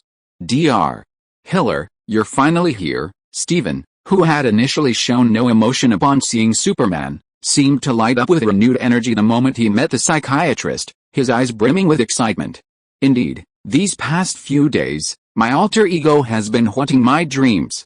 I've barely slept for 3 days. How come, in your dreams, that alter ego is telling you about the multiverse and asking you to accept its existence? Dr. Hiller, treating the hallway like his own consulting room, began to guide Stephen through his psychological dilemma. Not only that, but not only did he ask me to accept his existence, he even tried to push me into the abyss after I clearly rejected him, recalling the same nightmare he'd had every day for the past month. Stephen's face was filled with intense pain. Mr. Strange, you're also a doctor. I'm sure you've heard of various schools of psychology and their respective treatments. Since rejection is causing you so much pain, why not try a different approach? For example, accepting the alter ego in your nightmares. Hiller, maintaining a warm smile, offered Stephen a completely different suggestion. Accept my other self. A trace of confusion and hesitation crossed Stephen's face, but then he slowly regained his composure. I'll post one chapter first, and there might be another 1 or 2 in the early morning. Everyone can rest now and read it in the morning. Chapter 86. Chapter 85. Hela returns and war is coming. At the same moment, above Asgard, a beam of light from the Rainbow Bridge plummeted. With a clang of metal, the beam vanished. A massive axe plunged into the bridge's surface. Thor, Frigga, tending to the severely injured Thor, suddenly saw a flash of lightning flash between his fingers. Her eyes were filled with surprise and joy. Crack! The people of Asgard, too, gazed in astonishment at the gathering dark clouds above the sky. Great Heimdall, diligently guarding the Rainbow Bridge, gazed at the massive axe and the dense black clouds that blanketed Asgard's sky, his eyes filled with joy. Your Majesty, but amidst this joy, a tinge of sadness lingered. He knew that the return of Thor's weapon meant the end of Odin's battle with a human. However, only the axe had been returned, without Odin. At that moment, Heimdall seemed to understand something. He frantically tried to search for Odin with his eyes, which could see through the 9 realms, but found himself completely obscured. Could it be that His Majesty the God King has? Sadness suddenly washed over him, but the resilient Heimdall suppressed his grief and closed his eyes in prayer. May the glory of the gods shine forever upon Asgard. Crack! Accompanied by Heimdall's prayer, a brilliant flash of lightning suddenly erupted from the dense dark clouds. It pierced through the golden tower and struck Thor directly in the room. The axe that had pierced the Rainbow Bridge also erupted with a blazing red lightning. Then, drawn by some powerful force, it soared into the sky. Boom! In the blink of an eye, it broke the sound barrier, leaving only a roar before disappearing into the sky. Thor, as the lightning struck Thor's body, Frigga hurriedly moved away from him, watching him from a distance with concern. However, the lightning did not harm the severely injured Thor.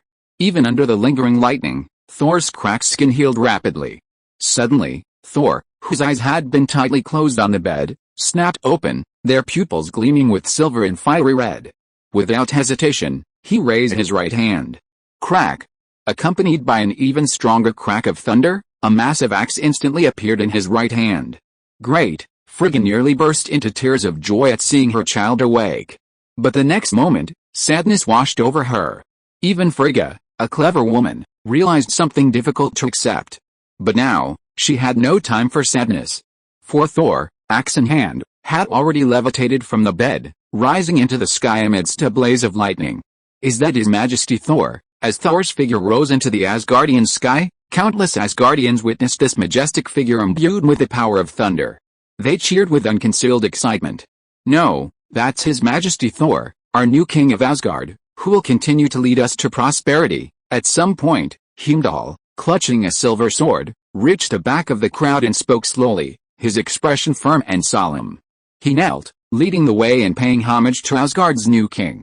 Greetings, Your Majesty. The next moment, Asgardian soldiers, clad in silver armor and bearing silver spears, also knelt without hesitation, welcoming the new king of Asgard. Greetings, Your Majesty Thor. Immediately, the civilians of Asgard also knelt to greet their new monarch. Crack! As everyone paid homage, Thor in the sky seemed to sense something. The dark clouds grew thicker, nearly obscuring the entire Asgardian sky. The thunder grew in power. Countless bolts of lightning densely fused with Thor's body, instantly healing his severe injuries and continuously increasing his divine power. Suddenly, a golden light pierced the void, piercing the dark, cloud-shrouded sky. It instantly merged with Thor's body. From within the dense, dark clouds, countless shadows of the gods appeared, celebrating. What is that? The recognition and blessing of Odin's power, Heimdall's face was filled with disbelief. From this moment on, it signaled that Odin had truly abdicated. Thor had rightfully inherited the throne of Asgard. Father, you, however, Thor's consciousness suddenly left Asgard and emerged into a lush green meadow. Before him, an elderly figure sat on the edge of a cliff, capturing Thor's full attention. Thor, you're here, the elderly figure turned and greeted Thor with a smile. Father, why are you here? While Thor was unconscious, although he could still vaguely perceive what was happening outside, he was unaware of everything. Thor, some things are unavoidable. For example, I've reached my limit. As Thor approached Odin's side, Odin slowly spoke, his calm tone revealing the impending end. No, that's impossible. Father, you're so powerful, how could this be possible? Thor's face was filled with shock and sorrow, but even more so, with reluctance to accept it. Thor, calm down. Everything is destined. Odin looked at him lovingly. Father, Thor approached Odin, his sorrowful eyes gleaming with a hint of light. Do not grieve for me. You must remain strong and lead the people of Asgard to rebuild their home. Odin's eyes held a hint of pity. Thor faced more than just the loss of himself. This is Earth. Look, it's filled with peace. Every face is filled with smiles, bravely building their home. Odin pointed to the bustling scene below the mountain and said to Thor, Father, let's go home. Thor had no heart to dwell on this. At this moment, he just wanted his father to return home with him. Home? Yes, Asgard is our home, but Asgard isn't a place, it's its people. Wherever the people are, that can be Asgard. This place can be Asgard, too. Odin didn't respond to Thor, but continued slowly, pointing to the open space below. The people are Asgard. At this moment, Thor, now heir to the throne, carefully considered the meaning of these words. Thor, remember, a true king never starts a war, but when war comes, he doesn't fear it either. War? Father, what war? Thor looked up in surprise, only to find that Odin beside him had closed his eyes. A golden light suddenly burst forth from his body. The next moment, his aged form gradually transformed into tiny starlight, drifting into the void and gradually dissipating. Father, Thor cried out in sorrow, but he could not call back the departed soul. Alice. Suddenly, in his grief, Thor became aware of a wailing sound as if from hell. Suddenly turning back, he saw a pitch-black crack suddenly open. A slender figure, her clothes tattered, slowly emerged from it. Hey, it looks like that old man is dead. What a shame I can't see his pain with my own eyes, the domineering woman said slowly, looking at Thor. Who are you? Thor eyed the unfamiliar figure with alarm. Who am I? It looks like that old man has completely erased my existence. I am none other than Hela, the goddess of death, the old man's eldest daughter. The domineering woman swiped her hands over her head, and her messy hair instantly transformed into a strange, pitch-black helmet. What? You're my sister? Impossible, absolutely impossible. Thor was stunned, unable to accept the news. Hey, you're his son? It doesn't seem likely, but it doesn't matter. Kneel down. What? Thor's eyes widened in disbelief. I say, meow, kneel down. Hela's commanding voice, accompanied by a sharp black sword, instantly pierced Thor's body. HMPH, it turns out it's just a consciousness. Watching Thor being pierced by the black sword and disappearing in an instant, Hela couldn't help but look up at the sky. Asgard, your queen is back. The next moment, a black beam of light descended. Asgard. Thor suddenly opened his eyes, looking at the familiar scene and the Asgardians who were paying homage to him. Not good. The next moment, Thor hurriedly landed in front of Heimdall, saying nervously, Heimdall, get everyone away from here. What's wrong, Your Majesty? Thor, Heimdall asked with a puzzled look. My sister, the goddess of death, Hela, has returned, and war, I'm afraid, is about to come. The moment Thor opened his mouth, a black beam of light suddenly came down from the sky. Chapter 87, Starting Twilight of the Gods. What is that? Countless Asgardians gazed at the terrifying black pillar of light in the void, their eyes filled with panic. Thor, what is this? Even Heimdall was stunned. Protect everyone, Thor said to Heimdall. With that, Thor, axe in hand, soared into the air, heading straight for the plume of black light that was descending. "Everyone, take cover," Heimdall addressed the frail civilians, then turned and shouted to the silver-armored guards, "Warriors of Asgard, protect our home." At that moment, Hela, clad in black, stood on the rainbow bridge. Gazing at the familiar Asgard, Hela narrowed her eyes, feeling the immense power that continuously flowed into her. Her power came from the territory of Asgard. As long as she was there, her strength would infinity. "My people, prepare to welcome your new queen." With a scornful smile on her face, Hela slowly and unhesitatingly walked towards the city of Asgard. Crack! Then, accompanied by a flash of lightning, Thor, axe in hand, instantly descended before Hela, blocking her path into the city. "Hello? My dear brother, you're quite powerful, aren't you?" Hela's eyes flickered with surprise as she gazed at Thor, surrounded by lightning. "I'll give you a chance. Pledge your allegiance to me. Together, we, brother and sister, can conquer the 9 realms, and even the entire universe. Then, Asgard will become the most powerful holy land in the universe." At that moment, she changed her mind.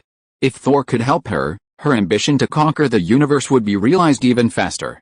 "A wise monarch never initiates war, that's what my father told me before he died." "Didn't he tell you that before?" Thor spoke slowly, but Hela's expression instantly turned cold. "HMPH, now you're a bit like him, just as stubborn, just as foolish." With a cold snort, Hela rushed towards Thor without hesitation. At the same time, black energy flashed in her hands, instantly condensing into 2 sharp spikes. "I'm sorry, we're just meeting for the first time, and we're already clashing." Thor slowly raised his axe, a hint of apology in his eyes. With a swish, just as he was about to reach Thor, Hela swung her hand. The next moment, the black blade in her hand swiftly broke free and lunged towards Thor's chest. Clang! Thor held his axe across his chest, accurately blocking the blow. But in the blink of an eye, Hela was already in front of him. The black blade in her hand condensed and slashed directly towards Thor's head. Thor, holding his axe, met the blow directly. With a loud bang, the blade in Hela's hand was instantly shattered by Thor's axe, but it continued to move forward, striking Hela's arm as she stared in shock. "How is this possible?" Hela, suddenly retreating through the air, stared at the massive wound on her arm, her face filled with disbelief. Although her strength had been greatly diminished after countless years of imprisonment in the underworld, she had now returned to Asgard and was rapidly recovering. How could he not even be able to defeat his own brother? Fact proved that it was best to strike down a brother early, otherwise, it might be impossible. "Your body, and the weapon in your hand, damn old man, why are you so good to you?" At that moment, looking at Thor's body awakened to the power of thunder, and holding the axe that surpassed the spear of eternity, Hela's mentality collapsed. They were both children of Odin, so why was there such a huge gap between them? "No. That stubborn old man, and you, are not worthy of being the king of Asgard. Only I can lead Asgard to a more prosperous future." Driven by intense resentment, Hela's power began to rapidly swell. A dark mist obscured the sky, making everything seem incredibly oppressive. "For your majesty Thor, for the glory of Asgard." But at that moment, behind Thor, a group of Asgardian warriors in silver armor, led by Heimdall, rushed towards him. Standing behind Thor, they raised their arms and shouted, damn it all." This scene drove Hela completely mad. Her rage caused the black clouds above her to surge violently, rapidly transforming into a terrifying tornado. The next moment, Hela roared to the heavens. With her as the eye of the storm, the tornado instantly hurtled towards Thor and the Asgardian warriors behind him. "Heimdall, hurry, get them out of here." Thor felt helpless. Although each of these soldiers was incredibly powerful, in this situation, they would be of no use except for causing casualties.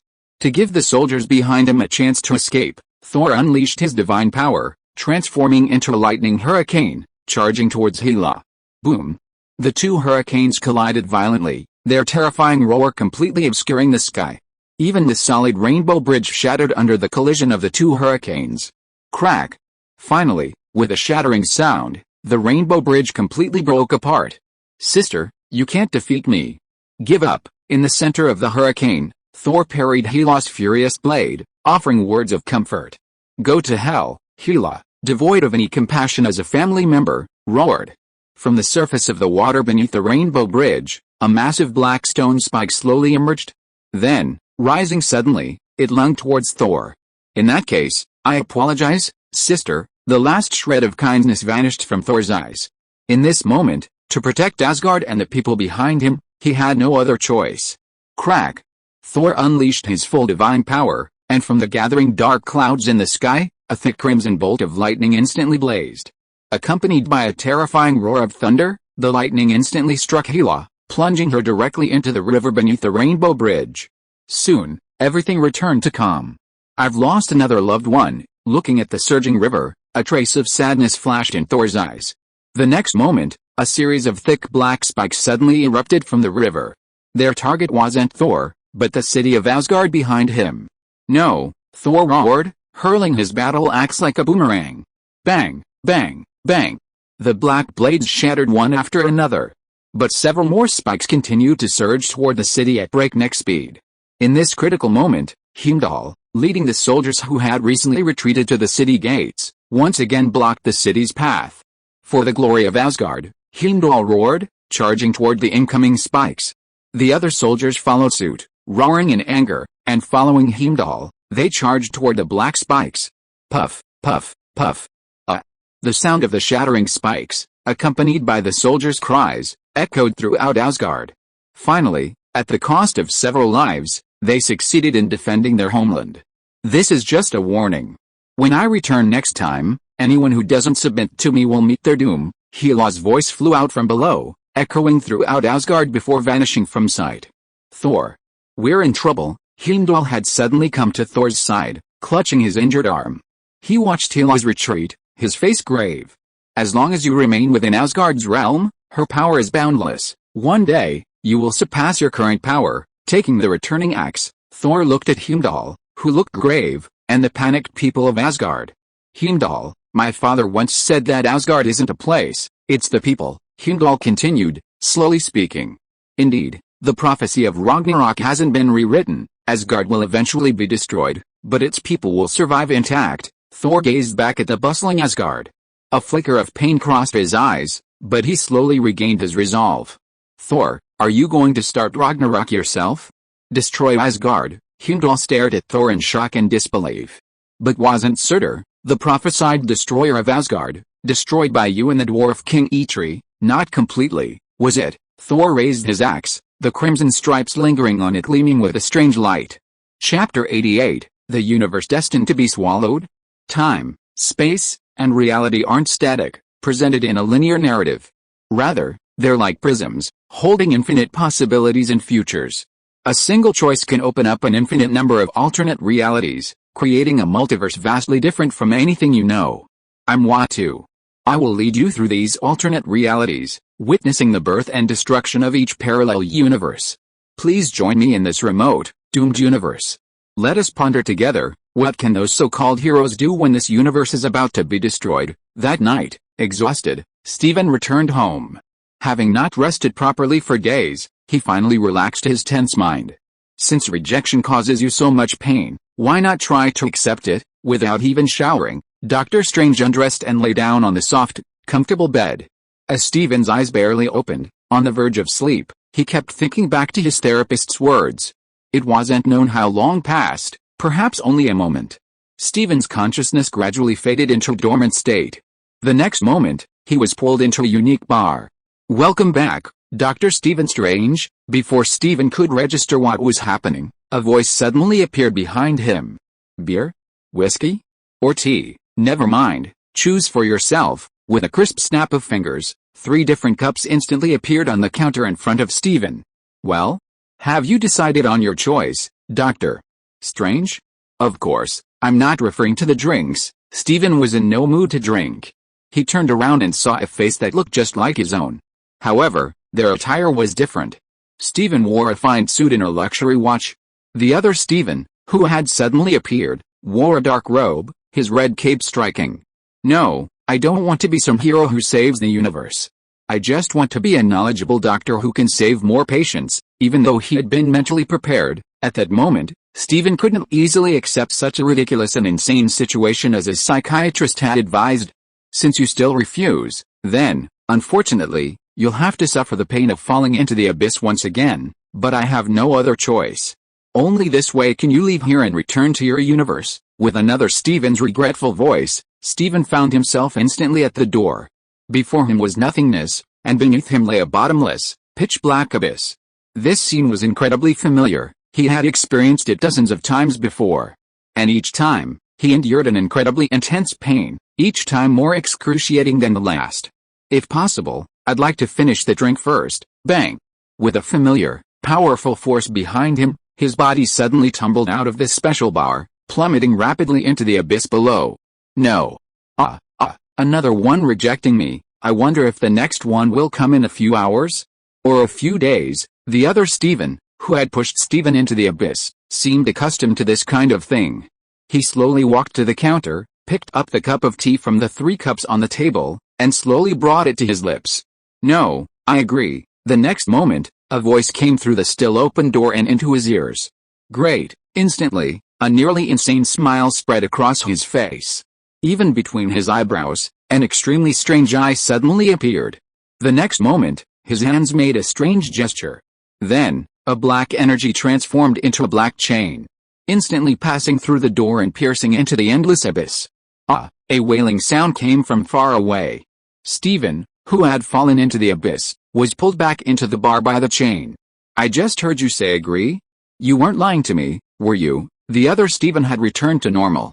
The eye that had just appeared between his eyebrows had vanished without a trace, as if it were all an illusion. Ahem, I didn't lie to you. I accept you. The intense feeling of weightlessness made Steven feel uncomfortable. After a moment's recovery, he finally made up his mind and said, except, in that case, things might get a little crazy. The moment Steven said his agreement, the other Steven before him suddenly burst into ecstasy. His robes and cloak fluttered in an instant without a breeze. Can I still regret it? This situation suddenly made Steven realize that he might have made a wrong decision. Sorry, this is sold. No returns. The next moment, the other Steven before him suddenly transformed into a thick, pitch-black mist. Unprepared, the black mist instantly enveloped Steven, rapidly seeping into his body through every orifice. At that moment, Steven completely lost consciousness and plummeted to the ground. But mere seconds later, he abruptly stood upright. It's been so long since I've felt this way. The new Steven slowly raised his powerful, incredibly steady hands, clenching and unclenching them repeatedly. But now, it's time for me to become the hero who saves our universe. Suddenly, a massive energy surged, causing the entire bar, floating in the void, to collapse. Following the complete collapse of this unique bar, Steven, who had been sleeping, suddenly sat up from his luxurious bed. He took a few quick breaths, as if suddenly awakened from a nightmare. Then, he slowly stepped out of bed, deftly reaching for a bottle of expensive red wine from the wine cabinet, poured a glass, and walked to the huge floor-to-ceiling window, gazing out at the bustling city before him. Unfortunately, this universe is mine now. After slowly finishing his glass, Steven's gaze froze, and the next moment, a strange third eye suddenly appeared between his brows.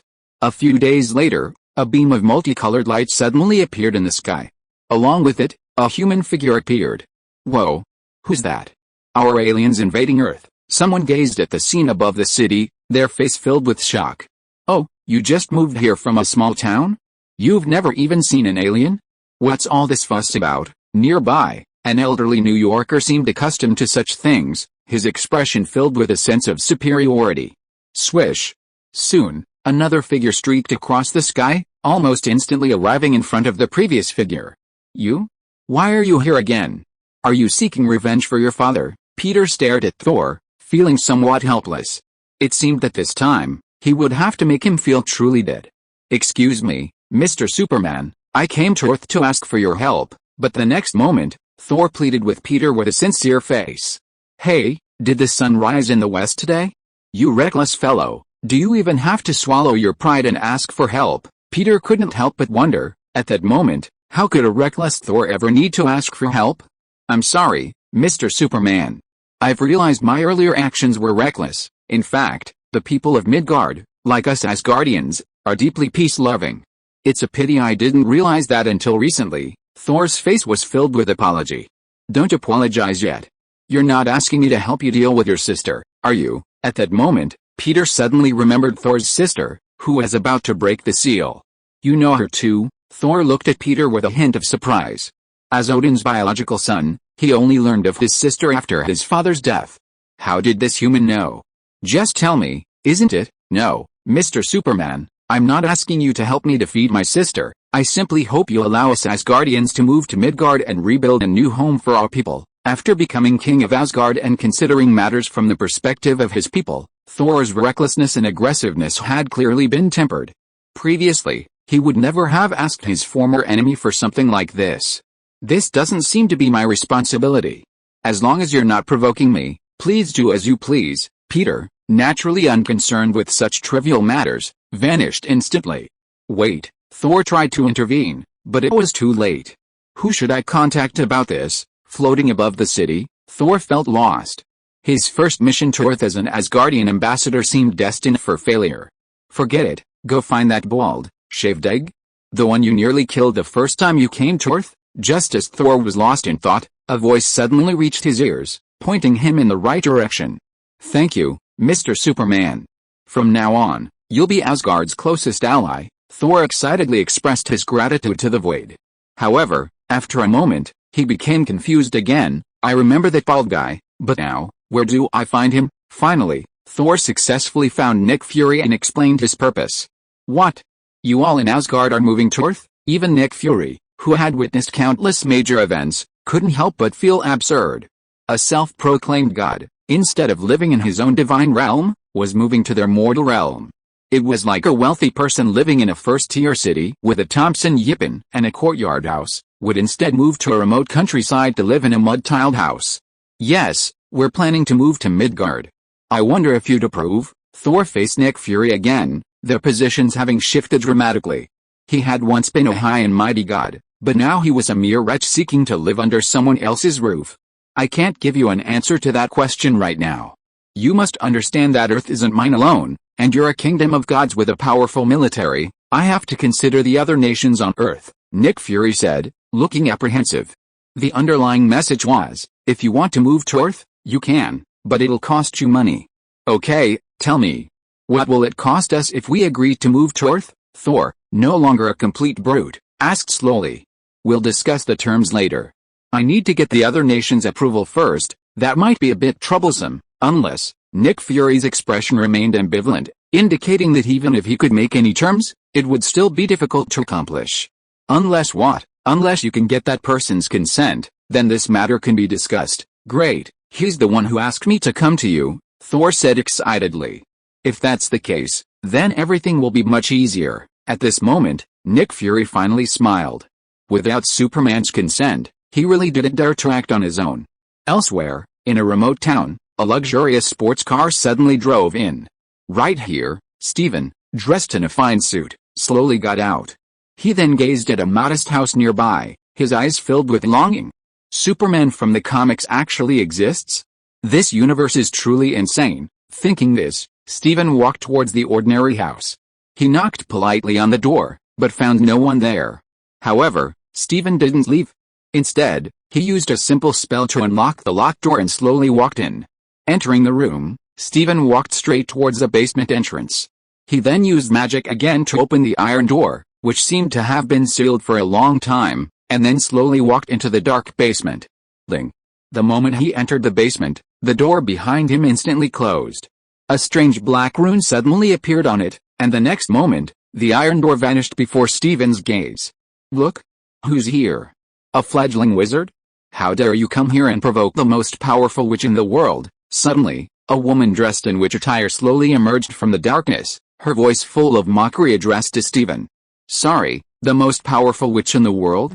That will never be your turn. You probably haven't witnessed the power of the Scarlet Witch, Steven said calmly, gazing at the suddenly appearing witch. What? Scarlet Witch? How could that be? You're not just a simple wizard. Who are you? Upon hearing the Scarlet Witch's title, the woman's expression suddenly changed, as if she were filled with disbelief. Agatha Harkness, a witch who has lived for nearly 1,000 years. Alice, you will never know the true power contained within the Darkhold. If you're listening to this novel on a channel other than Fanfic World, it means they downloaded and uploaded it without effort. We cordially invite you to visit our channel, Mundo Fanfic Novelis. There you'll find the original version of this story and you can explore many other novels of various genres. We're waiting for you to immerse yourself in a world of incredible novels. Chapter 89, Space Station Construction Completed.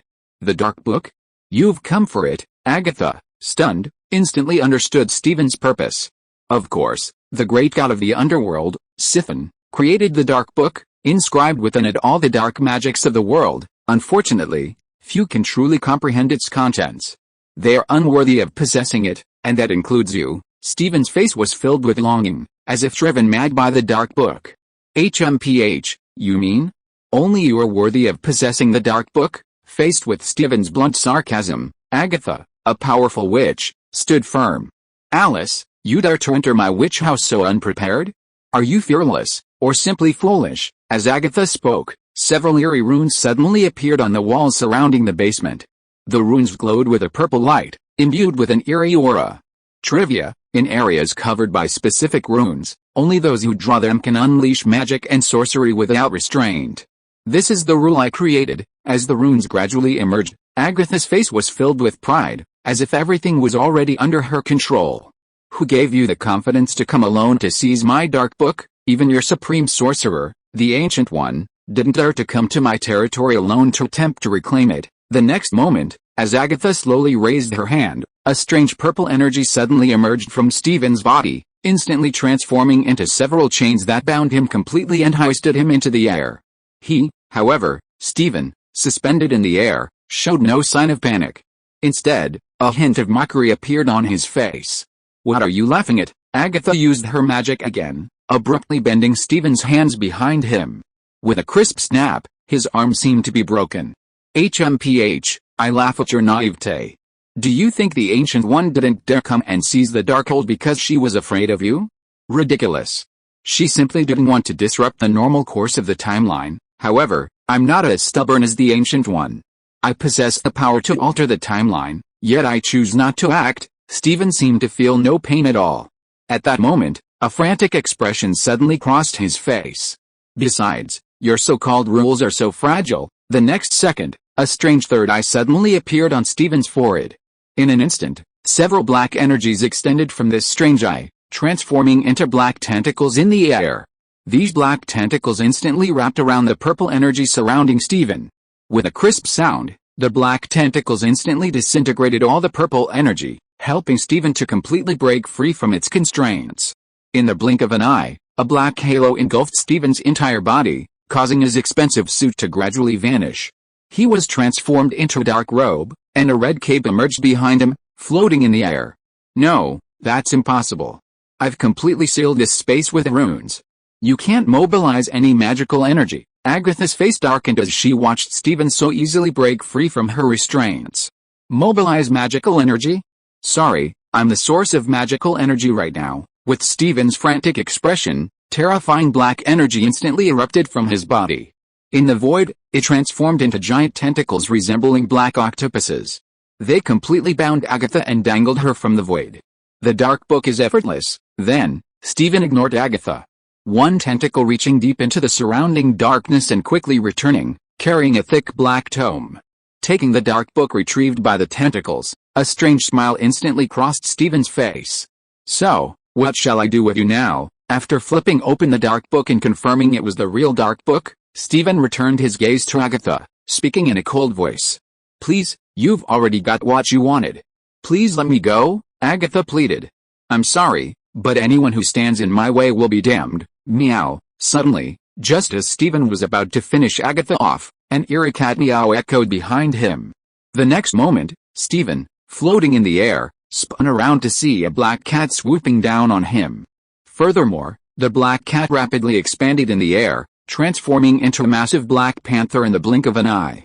Ebony, finish him off, Agatha's excited voice echoed, bringing a ferocious, human-like expression to Ebony's face, now transformed into a black panther. Sharp claws flashed, a chilling gleam comparable to a sharp metal blade. HMPH, just a beast. Stephen's hands remained motionless, but the tentacles extending from his body instantly transformed into a black magic shield in front of him. Crack! However, the Black Panther's claws were incredibly sharp, shattering the newly formed magic shield in an instant. However, it did buy Stephen a moment. Stephen dodged the Black Panther's second claw with a flick of his body. Sizzle. However, the Black Panther's target didn't seem to be Steven, but the black tentacles behind it that bound Agatha. Great. Agatha's face was filled with surprise after successfully freeing herself, but she didn't have time to think about anything else. She hurriedly flung a stream of purple energy at the nearest wall. HMPH, I'll seek revenge on you next time. The purple energy transformed into a purple door. Agatha quickly ran towards it, opened it, and prepared to step through. But the next moment, a sharp black blade suddenly pierced through the void and pierced her body. Sorry, you don't stand a chance. Steven retracted the tentacle-transformed blade. Agatha's body was almost instantly consumed by dark energy, transforming into an aged, dried corpse. Ouch! Watching its master die, the Black Panther screamed in agony and lunged desperately at Steven. However, mid-air, it was bound by several tentacles extending from Steven's body. Then, a brilliant black light suddenly erupted from Steven's third eye, completely enveloping the Black Panther. The next moment, with a powerful attraction, the Black Panther was sucked directly into Steven's third eye. As it devoured it, the black energy surrounding Steven seemed to grow even more condensed and powerful. Sure enough, devouring is the fastest way to increase magic power. Steven's face was filled with madness. He put away the dark book in his hand and walked out of the basement. By the time he returned to the sports car, all his strange behavior had vanished, and he had once again transformed into a wealthy man in a fine suit. Next, it's time to destroy those temples. Now that this universe has a new Superman, let's make sure he doesn't have time to worry about my plan. The sports car sped away from the town, leaving only a faint, dark aura behind as it gradually vanished into the void. A few days later, a momentous announcement captured the world's attention. After more than half a month, nearly 20 days, the Observatory Space Station project was completed. A massive, peculiar structure, more like a spaceship than a space station, appeared before the eyes of the world. Can a space station built in such a short time really be operational? This was the thought of many. After all, only a handful of countries in the world possess the capacity to build a space station. Moreover, even if it expended the resources of an entire nation, it would take years, even decades, to complete. Yet, Stellar Technology had managed to complete it in less than a month. This was not only unbelievable to ordinary people, but also to many space agencies and companies specializing in the field. With countless media outlets broadcasting live, many people wanted to witness for themselves whether Stellar Technology's first major undertaking would end in failure. Look, it's about to begin. Every time I see Superman lift something so heavy with such ease, it's incredible. He's truly powerful. Witnessed by countless media outlets and spectators, Peter, clad in his stellar suit, slowly lifted the massive space station weighing tens of thousands of tons with a single hand. Then, as everyone watched, Peter extended his hands, placed them beneath the station, and pushed it slowly upwards. Gradually, he began to accelerate. Soon, before everyone's eyes, the massive station vanished into the void. Did it work? No, it's only a successful launch. As for whether the station can function properly, we'll have to wait and see. Soon, Peter had pushed the massive station hundreds of kilometers above Earth and then slowly integrated it into geosynchronous orbit. Start the process. With everything ready, Peter vanished into space, returning to the Stellar Technology building in mere seconds. He spoke slowly to Reed, who was in control. All right, Mr. Superman. Reed was still a little dazed. One moment he'd seen Peter on the screen, in space, and the next, right next to him. It was a feeling that made his mind race. At this moment, Earth will usher in a new era. Reed pressed the button to power the space station without hesitation. The next moment, the station, previously stationary, suddenly began to deploy its various modules, its power systems slowly starting up. This wasn't a propulsion system, but rather a slow rotation. Report, all systems are activated and operating normally. In 1 minute, the artificial gravity system will successfully simulate Earth's gravity. Congratulations, everyone. The Watchtower Space Station project is a success. Great. We did it. As the AI's voice echoed throughout the lab, everyone involved in the experiment cheered excitedly. Outside, countless high-ranking officials and the public also observed the functioning space station through nearby satellites. Mr. Superman, please come with me to visit the space station we built with our own hands. Reed excitedly opened the portal device and then excitedly invited Peter. Chapter 90 Dormammu arrives on Earth. Okay, I want to see what the space station you built is like. Peter didn't refuse. After all, he had contributed to this space station. Although he hadn't participated in its design and construction, he was the one who launched it into space. Under normal circumstances, a space station weighing tens of thousands of tons would be beyond the capability of any country at this time. Therefore, Peter's importance was undoubtedly paramount. Soon, several veteran members, including several veterans, passed through the portal and entered the interior of the space station. The first thing that caught their eye was a huge control room. Mr. Superman, this is the control room for the entire spacecraft and space station. Of course, under normal circumstances, the entire space station is operated by our artificial intelligence. Only in rare circumstances does human control are required. As the overall leader of the space station project, no one knew everything about this space station better than Reed. And the portal doesn't just reach this one location. There are a total of 72 operational portals throughout the entire space station. These portals are interconnected with the ones in our base. Once opened, we can teleport anywhere. Clearly, Reed hadn't been idle during this time. He had already upgraded the portals. Not bad, Peter said, sitting in the driver's seat, looking at the holographic simulation of space with great satisfaction. In fact, this space station was designed from the beginning to be more than just a space station. It incorporates everything a true spaceship capable of traversing the universe should have, including but not limited to propulsion systems, shield systems, weapon systems, ecological recycling systems, biological hibernation systems, and so on. You could say that with a space station entirely constructed from vibranium, even if Earth were suddenly destroyed, we could still pilot it to other star systems and find a new home. At this moment, Reed suddenly confessed that the space station was, in fact, built to resemble a spaceship. Warning, Earth is under attack from an unknown energy source. Please authorize the escape plan as soon as possible. Reed proudly introduced the spaceship's capabilities for escaping into space. As if to cooperate with him, the AI system suddenly sounded a rapid alarm. Dr. Otto, is there something wrong with the AI you created? Reed felt embarrassed instead of joy at the instant confirmation of his own words. The AI had failed at this crucial moment. As the overall project leader, how could he explain this to Mr. Superman? Wait, let me see what's going on. Dr. Otto's face was equally alarmed. He was responsible for the AI, and Mr. Superman took it very seriously, urging him to prepare all possible scenarios for AI runaway. He hadn't expected a problem to arise on just the first day. Don't bother looking. It's not the AI, it's Earth. But the next moment, Peter's voice interrupted everyone. As he spoke, the AI automatically displayed Earth's current situation on a holographic simulation.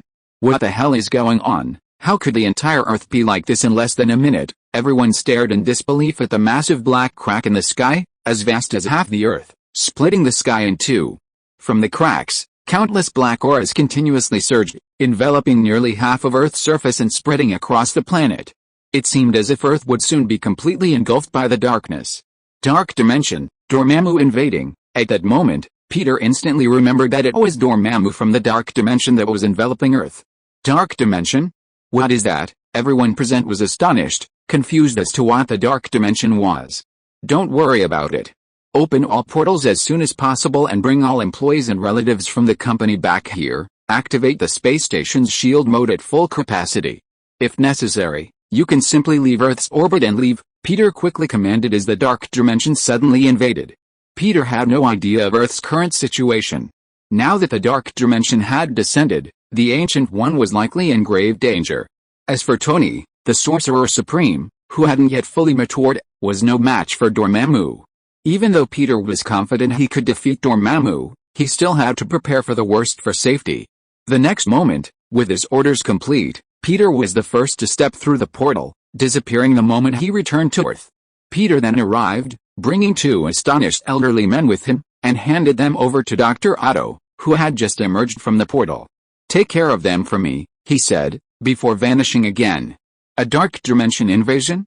This world is truly fraught with unknown dangers. At that moment, the sight of the massive rift in the sky, covering nearly half of Earth's surface and gushing dark energy, plunged the world into panic. 10 minutes earlier, the mages practicing magic in Kamartaj received shocking news. In less than 10 minutes, the temples in Hong Kong and London had fallen. Even the Sorcerer Supreme was unable to arrive in time to provide assistance. Of the three major temples on Earth, only the last one remained, in New York. All the mages of Kamartaj were notified, and, led by the Sorcerer Supreme, the Ancient One, they hurried to the last remaining temple in New York. However, as the mages emerged from the New York temple, they saw a figure shrouded in black energy, floating in the air. Is this the guy who destroyed the other two temples? At that moment, countless mages glared at him, ready to cast him into the Hell Dimension with their magic. This guy doesn't look easy to deal with. Tony, clad in battle armor, looked at the figure with a grim expression and whispered to the bald, fat man beside him. Quiet, Tony. No matter how powerful the enemy, our duty as mages is to protect this last remaining temple, otherwise, our world will face an unstoppable threat, the bald old Wang lectured Tony. That's right, Tony. Our duty as mages is to protect the temple. Even if we die fighting for it, we will return to the embrace of the god of magic. Cassilis, standing next to him with a stern expression, spoke firmly. Fuck. I've only been learning magic for less than a month, and already I'm facing something so dangerous? Tony's face was filled with frustration. Normally, he had just become a full-fledged mage, and now he had to face such a powerful enemy. How could this really be normal? It's like a new player leaving the novice village only to find the final boss already blocking the entrance. Has the player's feelings been considered? Strange, the Ancient One confirmed with some surprise, looking at Stephen Strange, the man he had once considered taking over as Sorcerer Supreme. Yes, it's me, the Ancient One. It's been a while. Dr. Strange, dressed in his mage garb, looked at the Ancient One with a look of long-lost friends. No, you're not the real Strange. You're from another universe. Almost instantly, the Ancient One knew for sure that the person before him wasn't the real Strange. Or rather, not the original Strange from their universe. Haha, you still see everything, but the truth is, what I hate most is that expression of yours, that you see everything, know the past and the future, yet watch everything unfold with indifference, floating in the void. Dr. Strange didn't rush to act. I once believed in your teachings. After inheriting the position of Sorcerer Supreme from you, I have protected Earth countless times. As promised, I have repeatedly repelled Dormammu from the Dark Dimension and invaders from other dimensions. I even used the power of the Darkhold to defeat Thanos, who possessed multiple gems and sought to erase life. Alice, even after all this, I could not save her. Even my universe is about to be completely destroyed. As he spoke, Dr. Strange's expression gradually became frantic, filled with resentment. So, I came here, to your universe. I'm sorry to see so many tragic things happen to you, but this is fate, and no one can change it, just as your study of the Darkhold will cause the entire universe to collapse. Forcefully changing the course of the universe will also cause the collapse of cosmic reality. As if knowing everything, the Ancient One spoke earnestly to Dr. Strange. HMPH, another piece of cosmic nonsense. In fact, I found a way to restore the reality of my universe. Dr. Strange's face flashed with madness, and he continued slowly. That's to completely devour your universe. The next moment, a massive burst of dark energy suddenly erupted from Dr. Strange's body in the air. The terrifying dark energy covered the entire sky, transforming into countless black tentacles that stretched directly towards the New York temple behind the Ancient One. I'm sorry, I can't let you continue to fall into darkness. A hint of apology flashed across the Ancient One's face. The next moment, an intense golden light suddenly appeared before him, rapidly converging into a massive magic circle that enveloped the entire New York temple. Tony, it's our turn. The next moment, old Wang, wielding a short staff, hurriedly injected magical energy into the massive magic circle, using himself as a node to maintain the circle. The other mages did the same, injecting energy into the magic circle. As the energy was injected, the magic circle instantly shone with an incredibly bright light, successfully resisting the black tentacles that almost covered the sky. Bang, bang, bang, sizzle. Massive black tentacles lashed relentlessly against the magic circle. The immense force caused the magic circle to vibrate, yet the black tentacles, like fried squid, emitted a puff of black air. HMPH, can you withstand this? Seeing his attack blocked, a look of madness flashed across Dr. Strange's face. The next moment, countless black tentacles merged, instantly transforming into 9 enormous black dragons. AWW. With a deafening dragon roar, terrifying flames erupted from the black dragons' mouths.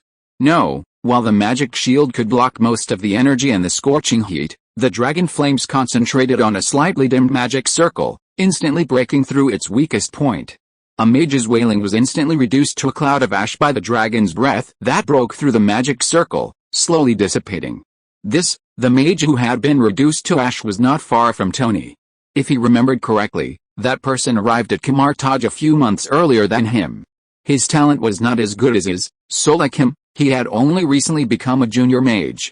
They had even discussed their experiences in practicing magic with each other. But today, he disappeared in front of Tony in an instant. It also made Tony understand that this was not a game, but a terrifying reality that truly filled the entire world with crisis. However, Tony had no time to sigh and feel sad. As the nodes of the magic circle were broken, the terrifying dragon breath instantly swept across the entire magic circle. Crack! With a magic circle shattering, the dark dragon breath instantly swept across the entire New York temple. With the fall of the New York temple, the sky instantly turned dark. Dormammu of the Dark Dimension is about to come. Chapter 91. Superman finally arrives, and strangely escapes. Oh no! The temple's been destroyed. Countless mages gazed at the shattered temple and the gradually darkening sky, their eyes filled with shock. This was their first time witnessing the arrival of the Dark Dimension. The entire world, likewise, was plunged into immense panic. Leaders from various nations were even debating whether to launch nuclear missiles into the suddenly revealed Dark Rift. Meanwhile, Doctor Strange, floating in the air, halted his attack and cast a mocking gaze at the Ancient One, who remained calm below. Now that Dormammu has arrived, is there nothing you would like to do? Like, use the Time Stone, which can alter time. The Time Stone isn't meant to atone for past mistakes. Everything in the universe will return to its original course. We can only do our best to maintain the balance of the universe. The Ancient One remained calm, as if she had anticipated Dormammu's arrival. I knew you'd say that. You always look as if you know the past and the future, remaining unperturbed. You even failed to address or prevent future crises you already knew about, allowing them to unfold, and it was precisely by exploiting this fact of yours that I was able to destroy the temple and bring Dormammu to Earth, and you, helplessly, watched all this happen, never once using your greatest power. Suddenly, Doctor Strange gathered a terrifying dark energy around him. The 9 black dragons that emanated from his body grew even larger as they absorbed this terrifying energy. Their massive bodies soared overhead, nearly obscuring the sky. If that's the case, then die. 9 enormous dragons opened their mouths in midair, gathering immense, violent energy at a visible rate. The surging energy completely enveloped every wizard present, as well as the nearby civilians. Every wizard felt the shadow of death looming over them. With their strength, they were powerless to stop such a terrifying onslaught. No matter what, we must not give up, Old Wang shouted, awakening the panicked crowd. He then raised his hand first, conjuring a massive magic shield in the air, over 10 meters in diameter. That's right. As mages, even if it means death, we must fight to the bitter end. Caecilius, his expression impassive, followed Old Wang's lead, conjuring another massive magic circle in the air. Fight to the bitter end. Instantly, all the mages were swept up in the spirit of daring, unleashing their own powers to form various magical circles of varying sizes in the air. Haha. Look! Your disciples are far braver than you. Doctor Strange, observing this scene from the air, seemed not angry, but rather excited. But even so brave, they will still die today. But the next moment, his excitement faded into coldness. They didn't die at my hands, but because of your indecision, he declared, preparing to launch his attack. Tony? What are you doing? Come back. Suddenly, as all the mages stood in full battle formation, casting countless magical shields in an attempt to block such a terrifying attack, a figure suddenly broke through the shield's range and soared into the sky. Well, I can't help but want to be the savior again. Tony, clad in battle armor and soaring high in the sky, felt surprisingly calm at this moment. As a mage who had only been practicing magic for a month, he should have hidden behind other mages. However, his own pride and the current situation made him realize that even hiding behind other mages would not allow him to survive. Now, he might as well give it a try.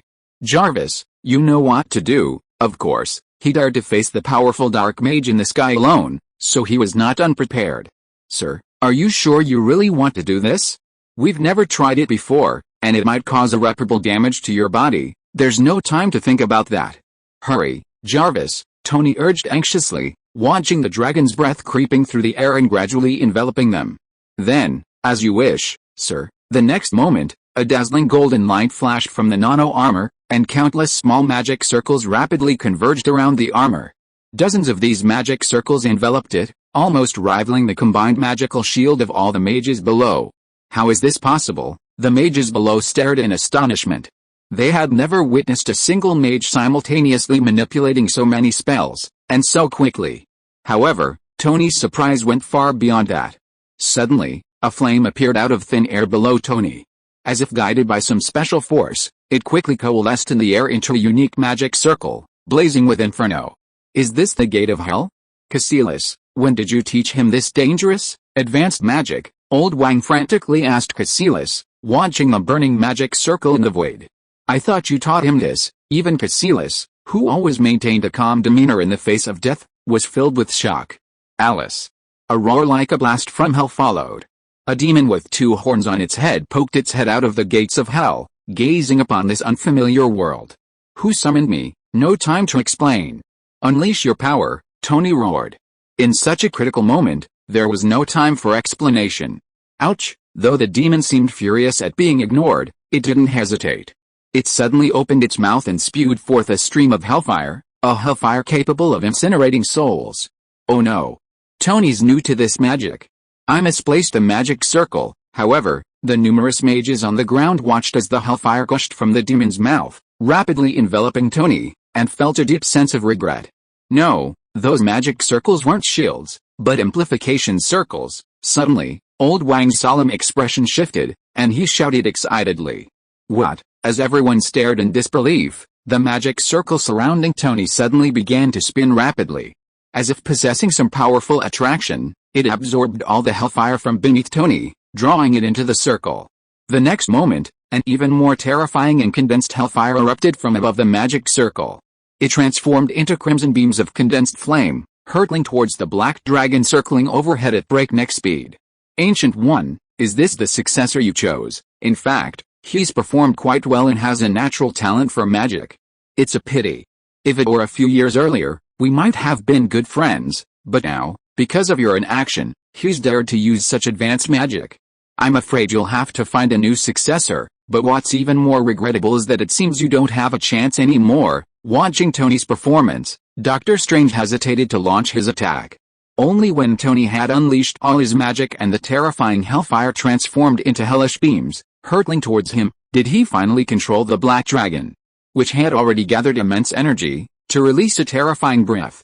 The next moment, the two flames collided violently in the air. Will it really work? Above, countless mages stared wide-eyed at the shocking scene unfolding before them. You must hold on, Master Stark. Every wizard, including Caecilius and Old Wang, spontaneously prayed for him. Boom. Witnessed by everyone, two terrifying attacks collided. Crack. The terrifying collision of power seemed to tear the very sky apart. An incredibly dazzling light instantly enveloped the skies above New York. Could it be God appearing to save Earth? Countless people squinted their eyes, gazing at the brilliant sky, their hearts agitated. After a long moment, the radiant light that had shone across the sky gradually faded. Did it succeed? At that moment, countless wizards tried to see the outcome. As the light completely faded, everything in the sky vanished, save for the still growing rift in the dark dimension. Even the giant dragon looming over everyone's heads. Haha, this guy is quite good. Much stronger than I was back then. Watching the black dragon he had condensed being shattered by Tony's magic, Dr. Strange felt no anger at all. Instead, he seemed to feel a sense of mutual respect for Tony. However, it's also more reckless. Unleashing such powerful, high-level magic will ultimately lead to his soul being taken by the demons. So, I might as well let him have it. Watching Tony plummet towards the ground, seemingly unable to maintain his flight due to excessive magic release, Dr. Strange's expression suddenly turned cold. Tentacles instantly sprouted from his body, wrapping around Tony's body. Then, they retracted, pulling him towards himself. No, seeing this, the group below, led by Old Wang, instantly condensed a magical whip and swung it towards Tony in the air. Instantly, dozens of whips, gleaming with golden light, wrapped around Tony's body and began to wrestle with Dr. Strange. HMPH, a bunch of annoying people, Dr. Strange snorted coldly, and a terrifying burst of dark energy erupted again, forming a dimensional blade in the void. It instantly severed all the whips. With a sigh, the Ancient One, who had remained silent and motionless throughout, finally took action. He closed his folding fan in front of him, instantly forming a magical circle radiating golden light. Boom! A terrifying golden beam erupted from the magic circle. With a crackle, carrying immense force, the golden beam instantly shattered the dimensional space above, transforming into a massive magical whip that wrapped around Tony. The terrifying force rapidly spread along the golden whip, severing all of Doctor Strange's tentacles and pulling Tony back. Haha, you finally couldn't resist. Now, prepare to endure the wrath of the Dark Lord Dormammu. Watching the strange runes suddenly appear above the Ancient One's head, Doctor Strange suddenly burst into laughter, as if everything had been predicted. But I may not see you being torn apart by the enraged Dormammu, because that guy is here. Doctor Strange glanced in a direction, as if sensing something. A portal suddenly appeared before him, and he stepped through without hesitation. With a whoosh, a sound of breaking air echoed, and Superman suddenly appeared above everyone. Damned Ancient One, I'm here to collect my debt from you. Along with the appearance of Superman, a voice full of anger and fear suddenly came from the crack in the air. Chapter 92, Jinzhou Experience Card, Dark Dimension Destruction. Mr. Superman, you're here. The Ancient One handed Tony's body to the care of the other wizards and came to Peter. That guy just now wasn't from our universe, was he? Peter had rushed over as quickly as he could the moment he discovered the Dark Dimension's arrival. Even before arriving, he had already used his super hearing to sense something. Yes, it's Stephen Strange from another universe. He's mastered the Darkhold and, through sleepwalking, has descended into this universe. The Ancient One explained everything calmly. So, what is his purpose? To trigger the Darkhold's arrival and then destroy the entire Earth? Peter was puzzled by the true purpose of Doctor Strange, who had suddenly descended into this universe. His mastery of the Darkhold has altered the original destiny of the universe, causing his own reality to completely collapse. The Ancient One revealed everything without holding back. So, he wants to devour our reality to repair and maintain his own. At that moment, Peter instantly understood Doctor Strange's true purpose. That's right, but before arriving in our universe, he had no idea there was this unexpected person here. The Ancient One looked at Peter with an inexplicable gaze. Okay, so he initiated the Dark Dimension's arrival, using it to draw my attention and seize the opportunity to achieve his true purpose. Peter instantly thought of Doctor Strange's true purpose in destroying the temple and triggering the Dark Dimension's arrival. You're right, Mr. Superman. The Ancient One smiled faintly and nodded affirmatively. So, knowing everything, you just watch this happen? Peter asked without turning his head, turning to gaze into the darkness-shrouded void. I'm sorry, this is the normal course of the universe. I can't stop it, and I can't, the Ancient One replied apologetically. Useless nonsense. Peter also despised the Ancient One's choice to let things take their course and stand by. If his universe was destined to be destroyed, then he wouldn't care about the rules of the universe or the progress of the timeline. Even if it meant destroying other universes to save his own, he would do the same. So, that Doctor Strange seems to be like me. At that moment, Peter suddenly understood why the Doctor Strange of another universe would act this way. What if, for the sake of his own universe, he destroyed other universes? In the battle of the universe, there's no right or wrong, only survival and victory. Is it time for you to die today? Peter asked the Ancient One curiously. Normally, anyone who dared to ask such a question would have been beaten. Yes, according to the original course of the universe, I've reached my limit. However, the Ancient One accepted his impending death with a calm expression. In that case, you first try your best to locate Doctor Strange. I'll go meet this Lord of the Dark Dimension. Peter didn't hesitate, soaring into the sky and diving into the cracks of the Dark Dimension without hesitation. Within the Dark Dimension, a chain of black energy pierced countless planets, large and small. These planets had once harbored countless life forms. Now, devoured by the Dark Dimension, it had become utterly silent, its countless lives transformed into sustenance for Dormammu's supposed eternal life. Dormammu, I'm here to negotiate terms, Peter said softly, his voice echoing throughout the Dark Dimension as he slowly descended upon the Silent Planet, which shimmered with a vibrant, multicolored light. Who are you, tiny human? Where is that damned bandit? The Ancient One. Suddenly, a dense dark energy gathered in front of Peter, gradually forming a massive, wrinkled face. Its enormous, deep purple eyes glared at Peter, demanding, "Don't worry about who I am. Get your damn dark dimension out of Earth, or you won't have to leave," Peter said slowly, as if you were the predator invading the dark dimension. How ridiculous, you puny human. Who do you think you are? Even the most powerful sorcerer supreme on Earth wouldn't dare speak to me like that. Dormammu's enormous, wrinkled face rippled beneath his terrifying laughter, like waves. "Well, it seems you've made your choice." At that moment, Peter didn't hesitate. He slowly floated upward, a terrifying energy gathering within him. A golden glow converged around Peter, the terrifying energy transforming him into a miniature sun. "What are you doing? Stop. We can discuss what you just said." Seeing such a terrifying power suddenly converge upon the tiny human form before him, Dormammu was instantly filled with panic. "Sorry, you don't stand a chance." Peter had initially been wary of Dormammu, the so-called ruler of the dark dimension. After all, in the film, he was described as a powerful dimensional lord beyond time. Not even the Time Stone had any effect on him. His power was even greater than that of Thanos, who possessed the Infinity Stones. But when he actually arrived in the dark dimension and met Dormammu, he realized he'd overestimated his assumptions. Dormammu's indifference to time stemmed from the dark dimension, where he resided, lacking any notion of time. It wasn't that he had transcended time itself. These were two completely different concepts. While Dormammu now possessed the vast energy of the entire dark dimension, his strength might have surpassed that of Peter's previous opponent, Odin. Unlike Odin, Peter seemed to be the dark dimension's nemesis. "Starsuit, I hope your concealment capabilities won't disappoint me." Peter slowly reached out and removed the starsuit's power source, a small artificial sun. He then grasped it in his palm and, with a sudden force, crushed the vibranium shell that blocked its expansion. Instantly, a dazzling beam of light erupted from Peter's hand. The small star, once held in one hand, now exploded to tens of meters in size. It continued to expand rapidly, enveloping Peter's entire body. The terrifying heat and scorching energy instantly spread, dispersing all the energy in the surrounding dark dimension.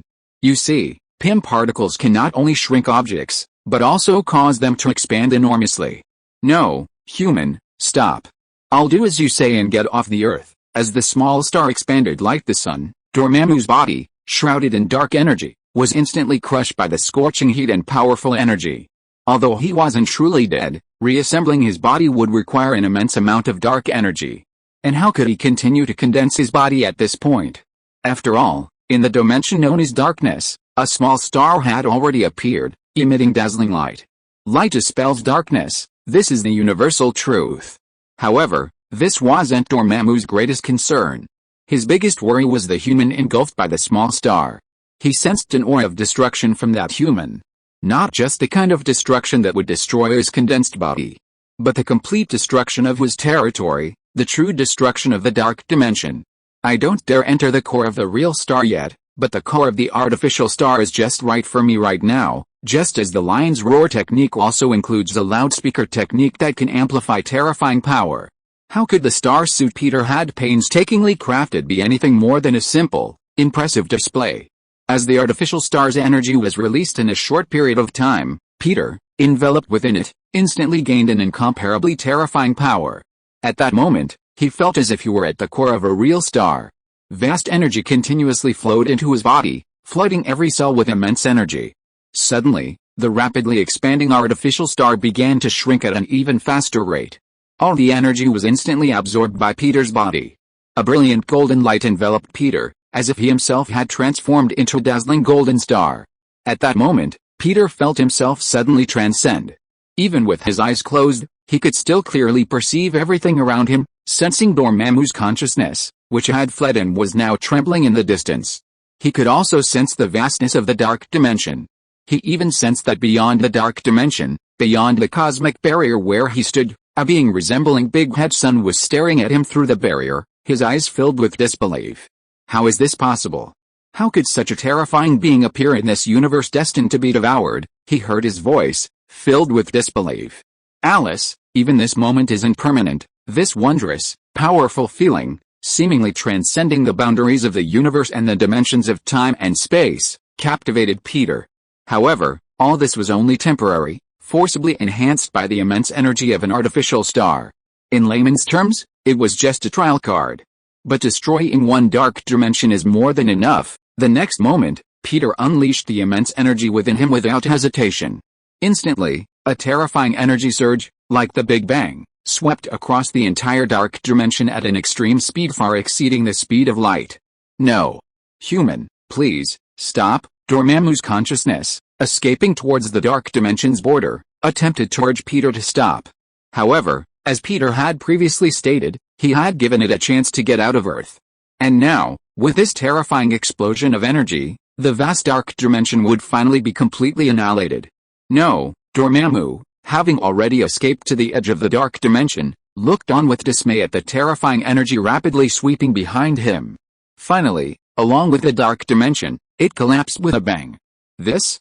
How is this possible? The Ancient One, who had remained calm until then, finally felt a look of disbelief as he felt the annihilation of the dark dimension above him. Let's go. It's time to meet Doctor Strange from another universe. Peter's voice suddenly rang out.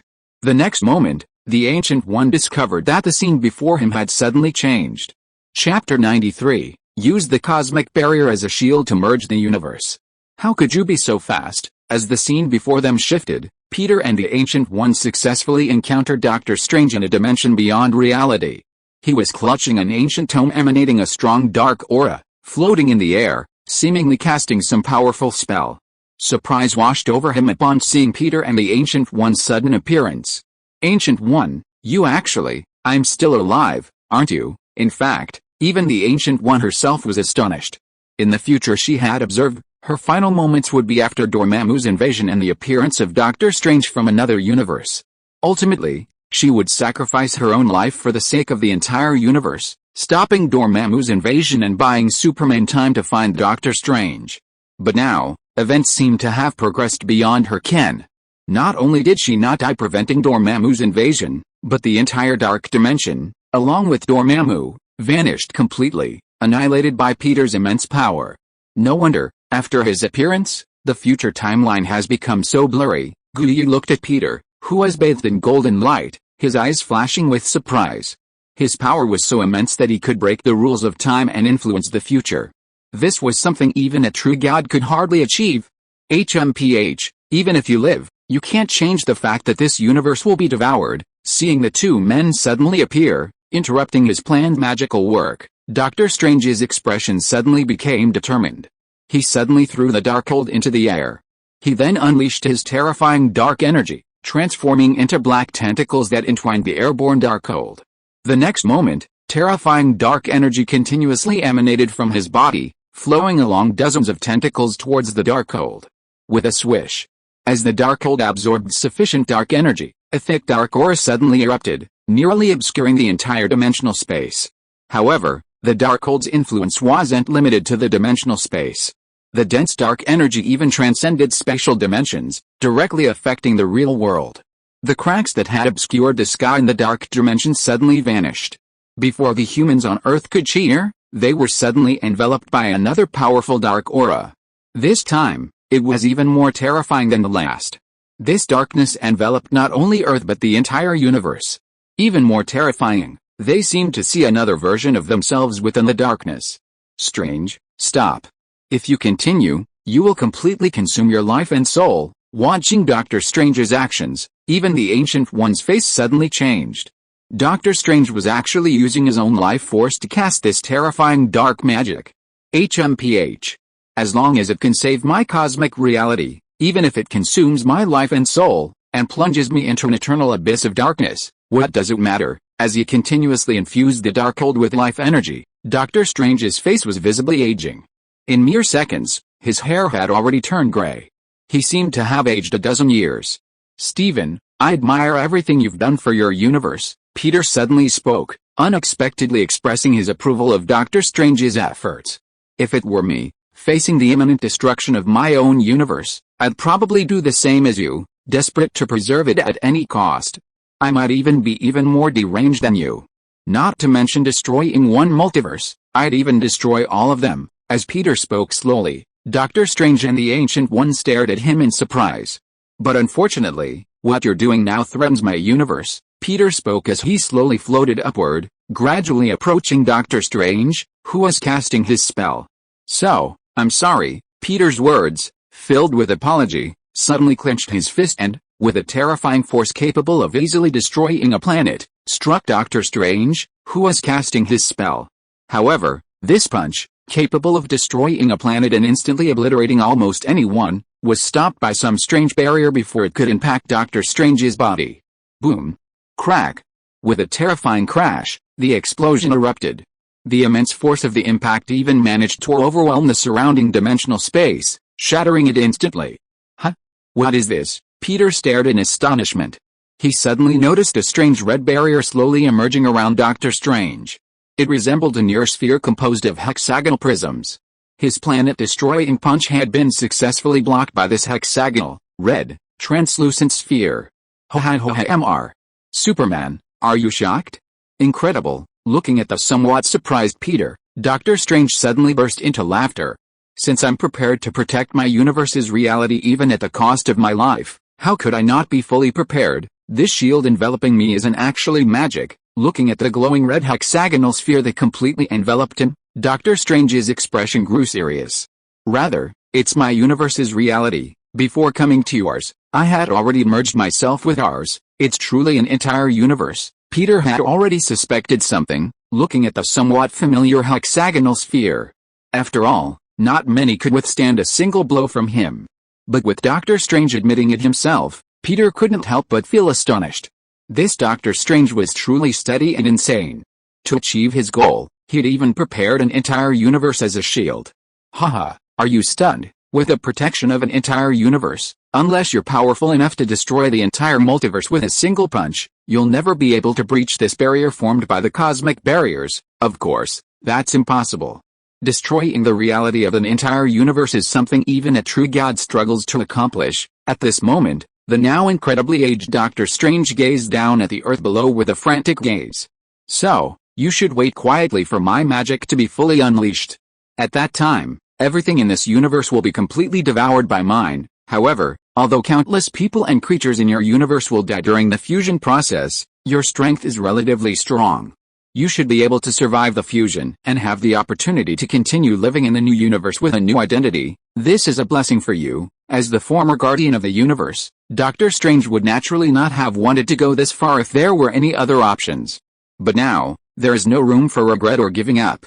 Of course, you can continue to try to break this cosmic barrier, because that will show you the immense difficulties you face. Oh, and let me remind you, even if you truly possess sufficient power to break this cosmic barrier, the immense energy generated by the annihilation of the universe will eventually destroy the reality of your universe. So, faced with this situation, what will you choose? With one last glance at Peter, Doctor Strange slowly closed his eyes and focused on channeling his own energy into the dark hold, unleashing the terrifying magic that could fuse the universes together.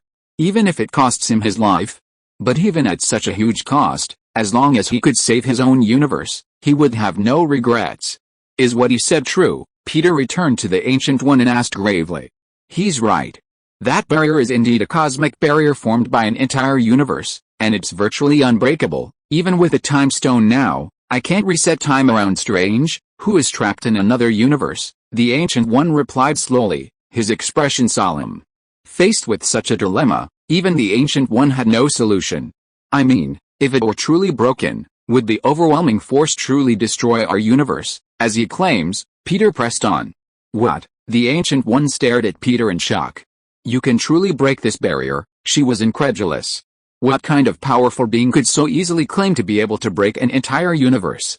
Please answer my question first. In fact, at this moment, Peter truly possessed the confidence to break this cosmic barrier. After all, having the power to destroy an entire universe and breaking a cosmic barrier were two completely different concepts. However, Peter's dilemma was how to neutralize the immense energy generated by the cosmic annihilation after destroying the cosmic barrier, and the impact it would have on his own universe. I'm afraid I can't do that. You just saw how the dimensional barrier couldn't even withstand the shockwave of your punch. The Ancient One, having become Earth's protector, was undoubtedly immensely powerful. But even with her might, she was still only human, with limitations. Being able to confront the powerful lord of a dimension with her human body was already a truly extraordinary achievement. But now, Resisting the immense energy of the cosmic annihilation was nearly impossible, even at the cost of her life. Perhaps, the only way to prevent this from happening is to push it out of our universe, but that, too, is impossible. At this moment, our two universes are so tightly linked that they're almost impossible to separate. The Ancient One spoke slowly, her words only deepening the silence. Push it out of our universe. Well, that might be a good idea. Hearing the Ancient One's words, Peter slowly raised his head, gazing at Doctor Strange, enveloped by the cosmic barrier, his gaze growing firmer. Chapter 94, The Two Spider-Men Meet and the Cosmic War begins. At this moment, Peter wasn't the only one saving the universe. On a street in Queens, New York, Gwen, Spider-Man, was also rescuing innocent people from the disaster. The sudden opening of a dark dimensional rift plunged New York City into chaos. Countless car accidents occurred, harming and endangering countless innocent people. This was the perfect time for Gwen to demonstrate her unique skills. Thank you, Spider-Man, you saved our family. Having rescued a family of 4 from their overturned car, Gwen didn't even have time to hear their excited thanks before swiftly shooting out her web and dashing towards another disaster scene. Chief, Spider-Man is saving innocent people on the street, aren't we? With such chaos unfolding, George, the police chief, naturally couldn't stay home in peace. Furthermore, upon learning that his daughter was the renowned Spider-Man, he felt a desire to compare himself to her. Send a helicopter to guide Spider-Man so she can more easily address the nearest disaster. George pondered for a moment before making a decision. Even though the entire police department and fire department were deployed, their efficiency in rescuing people in this chaotic situation couldn't compare to the immense strength and agility of Spider-Man. Therefore, providing Spider-Man with more convenient guidance was undoubtedly a good idea. Understood, Chief. The officer, without hesitation, gave new instructions directly into the intercom. Boom. Suddenly, a burst of flames erupted below. A tanker truck collided with another vehicle, causing a terrifying explosion. Countless people, engulfed in flames, screamed heartbreakingly. Quick, notify the fire department, prioritize this area, George commanded gravely. No, the fire department is too late. However, he knew full well that New York, and indeed the entire planet, was in utter chaos. The fire department was already short-staffed. The next moment, his gaze suddenly became resolute, and without hesitation, he leaped from the helicopter and plummeted to the ground. Chief, amidst the officer's incredulous expressions, he called out. Director George transformed into a terrifying green monster in midair, landing with a thud on the ground. Without stopping, he plunged into the raging flames. Seconds later, he carried 2 unconscious people from the flames, rushed out, set them down, and then rushed back in. Number 95. Not long after, Gwen saved several more people from car accidents, exhaled deeply, and shot out a web of spider silk, soaring into the sky. Great! Mr. Superman succeeded. However, this time, he saw the sky, previously shrouded by a huge dark crack, suddenly return to normal under a burst of bright light. Excitement filled his heart, and he almost instantly realized that Superman had resolved this crisis. No, what's going on? However, before her joy could last long, the sky, which had been clearing, was once again shrouded in an even thicker darkness. And there seems to be something in this darkness. At this moment, Gwen stared in shock at the figures that kept flashing through the darkness that enveloped the sky, almost so close. She even seemed to see another version of herself in it, a replica of herself. Wait, what's that? Suddenly, a figure emerged from the darkness, riding a flying vehicle that looked like a skateboard, transforming into a figure that looked very familiar to Gwen. Green Goblin? Impossible, this is impossible. Hasn't he been killed by Mr. Superman? Gwen's face was filled with disbelief as she watched the figure, who should have been dead long ago, reappear. Ha! I smell chaos and madness. The suddenly appearing Green Goblin gazed at the familiar yet unfamiliar world around him, his eyes filled with madness. Ha! If this place is so chaotic, how can I be missing? Without hesitation, he pulled out several pumpkin bombs and began to unleash them. No, Gwen roared, then without hesitation, she shot a stream of silk at the Green Goblin. Huh? Spider-Man? No, you're not Spider-Man, who are you? The Green Goblin was stunned by the familiar silk, but then he saw that Gwen's costume was different from the Spider-Man he was familiar with, and he couldn't help but feel very strange. Norman Osborn, how exactly did you come back to life, Gwen? Her hands slinging silk to bind the Green Goblin, unhesitatingly demanded the information she most desperately wanted to know. Huh? Impossible. How on earth do you know my identity? Gwen's words stunned the Green Goblin. He had caused countless chaos in New York City, and although Spider-Man had mostly stopped them, he had never let anyone else discover his identity. So, how did this sudden, seemingly unseen being know his true identity? You weren't Mr. Superman. Gwen was equally shocked, a sinister thought suddenly forming within him. He then gazed skyward again, gazing into the darkness at another Gwen, her own, who was staring back at him with a similarly shocked gaze. Could it be that this is another universe? The sudden, terrifying thought filled Gwen with disbelief. Hey, what a great opportunity. Seeing Gwen's sudden daze, he remained puzzled as to how she knew his true identity. But the Green Goblin wasn't about to let this opportunity slip away. He instantly maneuvered his hoverboard into a rapid, mid-air roll. As the spider webs entangled Gwen and pulled her toward him, he successfully used the sharp blades of his flying skateboard to cut through the threads. Without hesitation, he hurled several pumpkin bombs at the stunned Gwen. Just as the pumpkin bombs approached, Gwen's spider sense registering a strong threat, several strands of spider silk suddenly shot out from the side, accurately hitting the pumpkin bombs and then yanking them aside. Boom boom boom. Amidst a burst of flames from the pumpkin bomb's successive explosions, a figure in a red spider suit descended from the sky. Two Spider-Men. The Green Goblin's hawk-like gaze darted between the two suddenly appearing Spider-Men, his eyes filled with shock.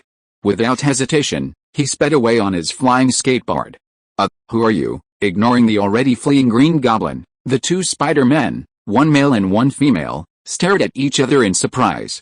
Hello, I'm Peter Parker. I guess I'm from a different universe. What? Peter Parker? How is that possible? Gwen listened to the introduction, her face filled with shock. Her classmate was also Spider-Man? At this moment, it wasn't just a magical encounter between the two Spider-Men that unfolded. Throughout the world, countless people spotted someone who looked like them in the darkness of the sky.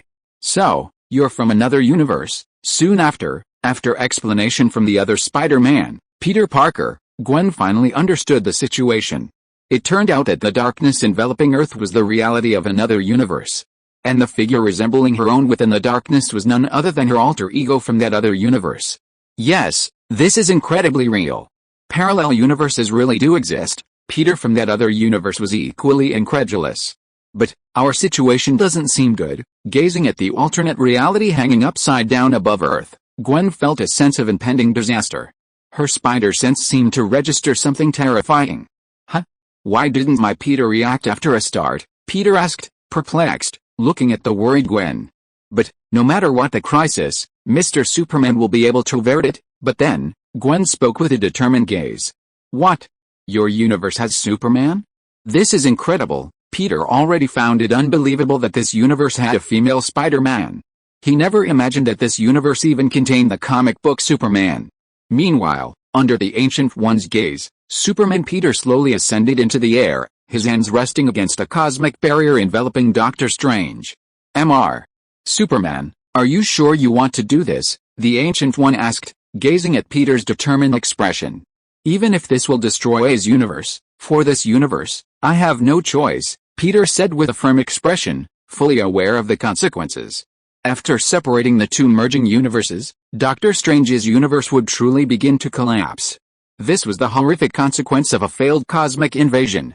If the invasion failed, their own universe would be completely destroyed. In short, a cosmic war, regardless of right or wrong, only resulted in a winner. Only the victorious universe had a chance of survival. Thankfully, I just destroyed the entire dark dimension and saved Earth, which earned me enough points. Seeing his points in the system store already surpass 7 figures, Peter immediately switched to a new template without hesitation. Congratulations, host. The new template is merging.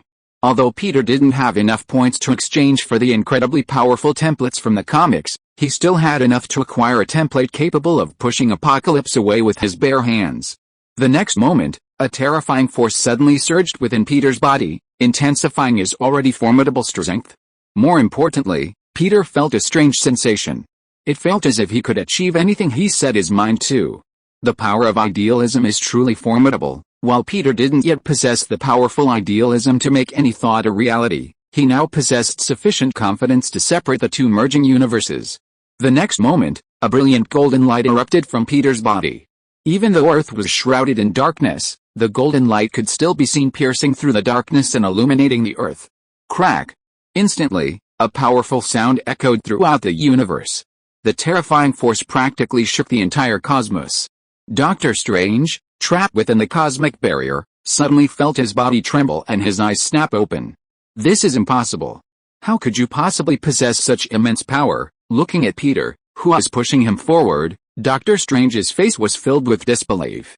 No. I will not let you stop my plan to merge the universes. The next moment, Doctor Strange's face turned utterly frantic. Instantly, a powerful dark aura erupted from the Darkhold. While resisting Peter's immense power, it extended several tentacles, piercing the darkness. The next moment, a flash of black light appeared, and the Ancient One noticed several unusual figures suddenly appearing around him. There was a bald old man in a wheelchair. There was a burly man with a cold expression, his hair standing on end, a cigar dangling from his lips. There was also a man wearing silver white armor, his transparent visor revealing a face that looked very familiar to the Ancient One.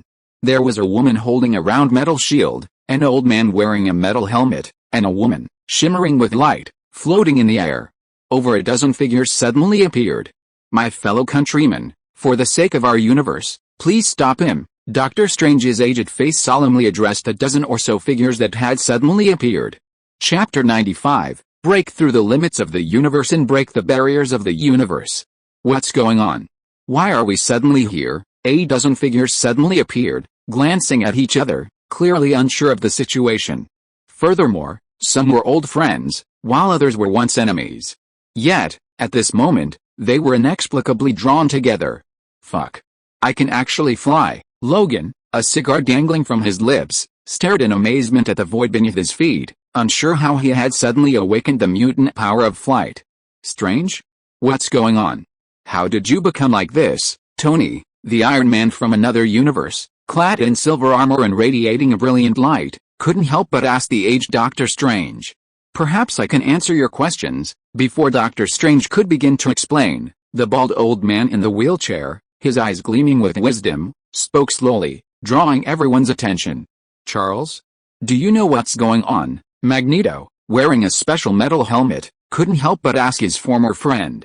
Right now, our universe is under a tremendous threat. At this crucial moment, we have no choice but to fight this battle, or our universe will be completely destroyed. His powerful telepathic abilities allowed him to sense every thought in Doctor Strange's mind. However, Professor X found this difficult to accept. It turned out their universe was about to collapse, and Doctor Strange had summoned them all here to fight for the entire universe. But the compassionate Professor X couldn't accept that protecting his own universe would require sacrificing countless lives in another. But at this critical moment, he could only swallow his compassion and use his powerful telepathic abilities to share everything Doctor Strange had done with everyone present. What? Our universe is about to be destroyed? Only by devouring this universe's reality can we prevent it from collapsing. At this moment, everyone was shocked by the sudden information in their minds. Anyone who suddenly knew their universe was facing a life or death situation would be unable to remain calm, even if they were all renowned superheroes on Earth. Haha, Doctor Strange, you think they alone can stop me? He casually glanced at the dozen or so figures that had suddenly appeared. Many of them were familiar heroes he once admired. But now, with everyone defending their own universe, a terrifying battle for the protection of the universe is sure to erupt. However, Peter seemed to completely ignore these suddenly appearing heroes. Are you the guardian of another universe? Before Doctor Strange could speak, Tony, clad in a high-profile silver armor, flew to Peter's side, gazing at him with a haughty gaze. I advise you to give up. We have gathered here almost all the most powerful superheroes in the universe, and you're alone. You don't stand a chance, Tony Stark. You're even more arrogant and disgusting than you are in our universe. Peter barely hesitated. He clenched his fist and punched Iron Man in front of him. Peter's speed was so fast that almost no one could react. Get out of the way. Before anyone could stop him, Peter's fist slammed directly into Iron Man's body. In an instant, space was shattered, and Iron Man's special armor, completely powerless, collapsed. No, this isn't possible. The moment the suit shattered, a fiery red light seemed to emerge from Tony's body, as if a powerful energy had erupted. Unfortunately, against Peter's planet-destroying power, it was useless. The next moment, along with Iron Man's flaming body, he completely dissipated into the universe. How is this possible? Countless heroes gazed at this unforgettable scene, their eyes filled with shock. Although Iron Man was a figure of arrogance and conceit in their universe, everyone present also admired his abilities. The numerous specialized suits he had constructed had transformed him from an ordinary human into a godlike being. He had even integrated the extremis virus into himself, ameliorating his own frail body. Yet, now, he couldn't even withstand a single blow from that man. Who else? Want to stop me? Peter's eyes were cold as he scanned the dozen or so figures below. Our Iron Man is dead again. Outside the universe, the observers, watching Iron Man's instantaneous death through the cosmic barrier, couldn't help but sigh. He'd lost count of how many Iron Mans had met their end in countless universes, yet none had escaped the fate of accidental death. Everyone, do not hesitate any longer.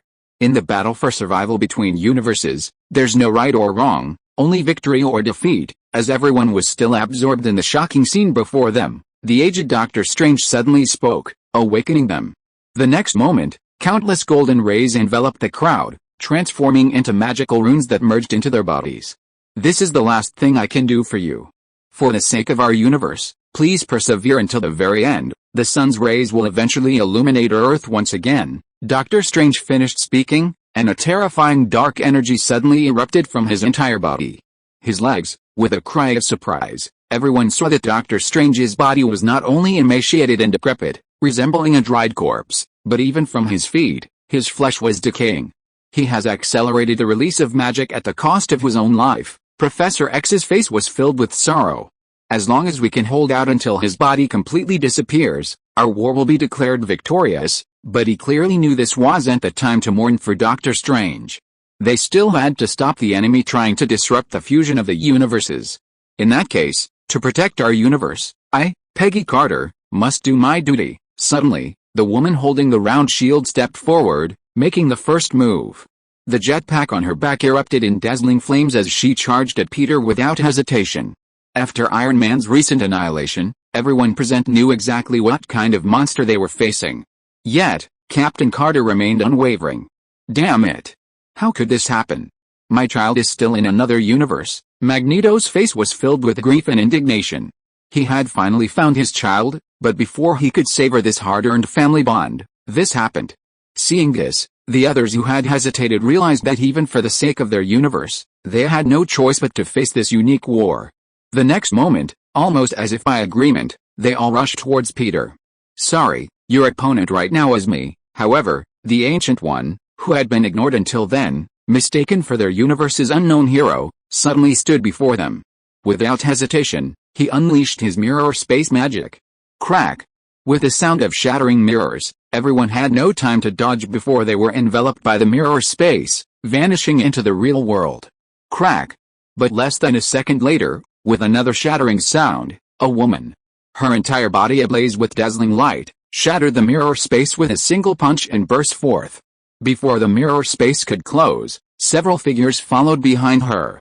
As the mirror space closed, more than half the people were still trapped within. For our universe, the figures who had emerged from the mirror space exchanged glances, then, with determined faces, they charged towards Peter once again without hesitation. You are all heroes who protect the universe, but now, for my universe, I can only say it's a pity. Peter would have preferred not to engage in this cosmic war if he could help it. But now, nothing could be avoided. Each of them had fought to the death for their own universe. And Peter, too, would never give up on his own. Putting aside all thoughts, Peter instantly gathered a terrifying amount of energy. The next moment, he unhesitatingly struck Captain Marvel, who had charged at him first.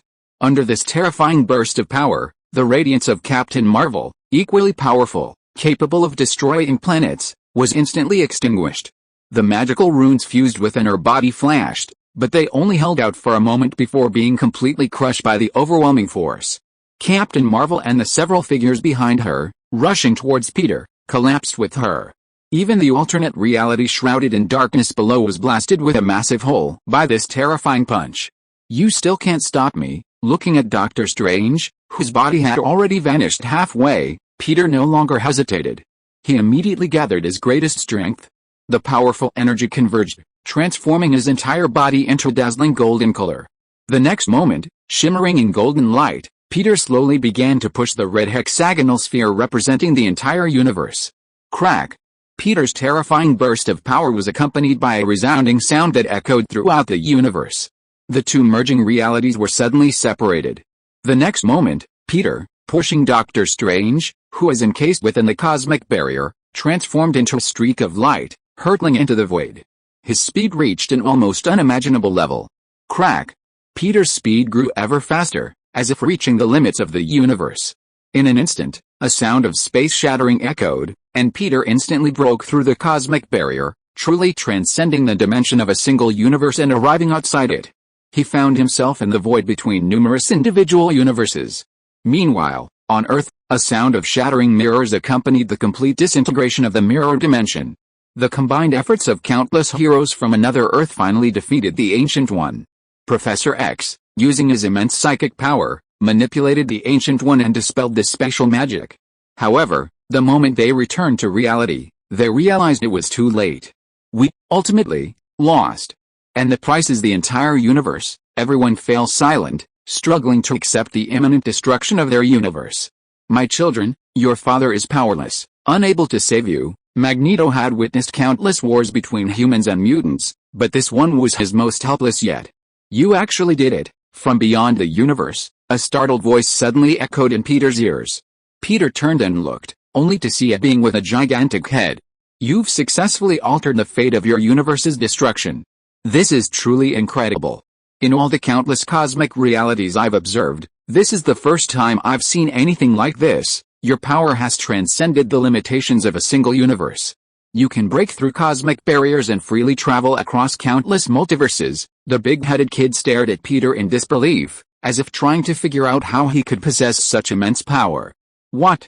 You're going to stop me too? Peter cast a cold gaze at the being. If he dared to stop him, even if he was a renowned observer, Peter would kill him without hesitation. No, how could I stop you? I once swore not to interfere with the development of any of your universes. My duty is merely to observe and record. The observer shook his head repeatedly, indicating that he wouldn't interfere with Peter. I hope so. Peter didn't know if that was right or wrong. How could he not know that the being before him, known as the Observer, had indeed interfered with the realities of certain universes? But now, all he had to do was leave him alone. Peter returned his gaze to the hexagon representing another universe, only to find it riddled with cracks. It seemed as if it would collapse at any moment. Suddenly, a pale yellow figure emerged from the cracks, floating across from Peter. I didn't expect I'd fail after all. Perhaps I shouldn't have chosen your universe. Reappearing before Peter, Doctor Strange's consciousness had let go of their mutual hatred, and a hint of regret crossed his calm face. If he had the chance to choose again, he would never choose to devour Peter's universe. Unfortunately, this was something he couldn't predict or control. After all, who could have imagined that, among countless universes, he would choose a special one, home to Superman? No, it's destiny, suddenly spoke the big-headed kid next to him. But in the original Destiny, your big-headed kid's words were cut short as Peter's cold gaze fixed him. Even as an observer, transcending the existence of individual universes, he could sense the aura of death enveloping him. Mr. Superman, before I die, can I ask you for a favor? Doctor Strange, his figure fading, pleaded with Peter before fading. What is it? Peter didn't refuse. There was no enmity between him and Doctor Strange, it was simply a matter of different perspectives. I hope you can accept those who stow away from our universe into yours. They are innocent and fortunate. When the universes merged, there was virtually no barrier between the two realities. In fact, in addition to the dozen or so heroes summoned by Doctor Strange, countless other stowaways had arrived in Peter's universe. They were lucky to have escaped the imminent destruction of their own universe.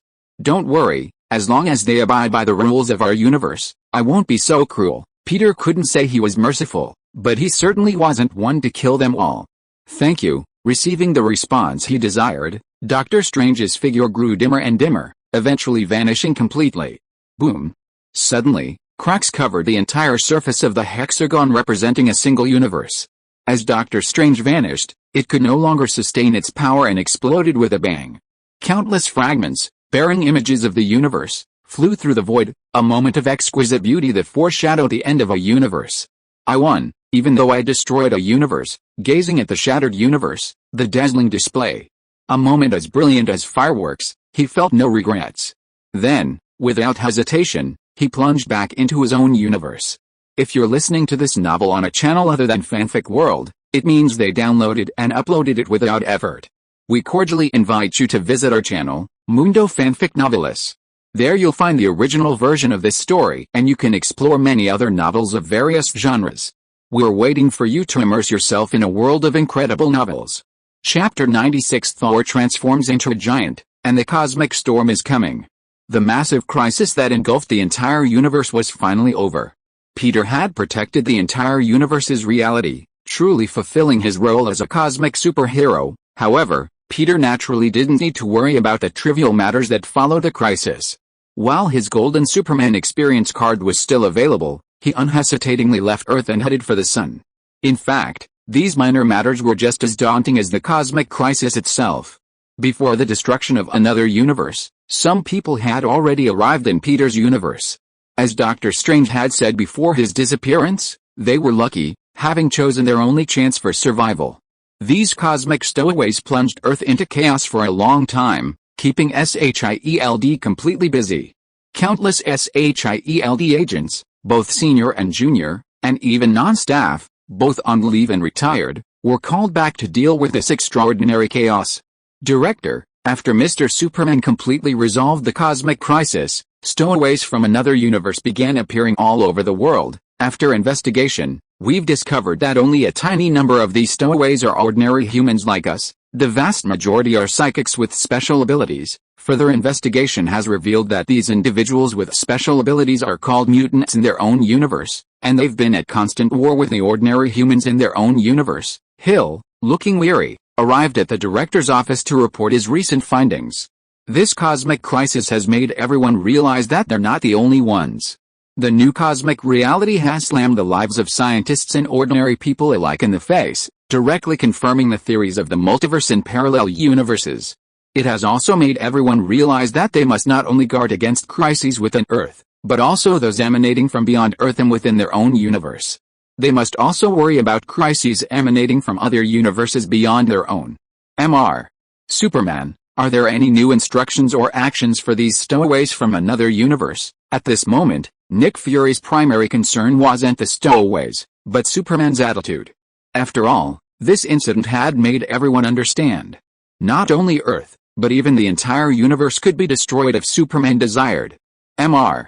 Superman hasn't been seen since he resolved the crisis a few days ago. He seems to have left Earth and is said to have gone to the vicinity of the sun, Hill replied slowly. Of course, this was all speculation. Well, since Mr. Superman hasn't given any new instructions, Nick Fury pondered for a moment before continuing slowly. Notify the United Nations to convene a symposium as soon as possible to determine how to deal with these space stowaways. Additionally, establish space immigration bureaus in countries around the world to temporarily issue temporary space residency permits to these stowaways and maintain statistics. Normally, if the stowaways were from another country on Earth, they would be detained and repatriated. But these were stowaways from another universe. They couldn't just send them back to their original universe. Furthermore, their original universe had already been shattered. Understood, Director, Hill noted Nick Fury's words and couldn't help but ask again. What if those mutants with special abilities disobey our orders and cause chaos in our universe? Hill worried. After all, those possessing superpowers and calling themselves mutants frequently waged war against humanity in their home universe. Now, in another universe, how could they so easily obey orders? HMPH, granting them temporary residency is already a great favor. If anyone dares to resist and cause chaos, then arrest them and put them in a special prison. That's perfect, so we can legitimately study their so-called mutant abilities. A ruthless look flashed across Nick Fury's face. As the director of SHIELD, he was never one for good.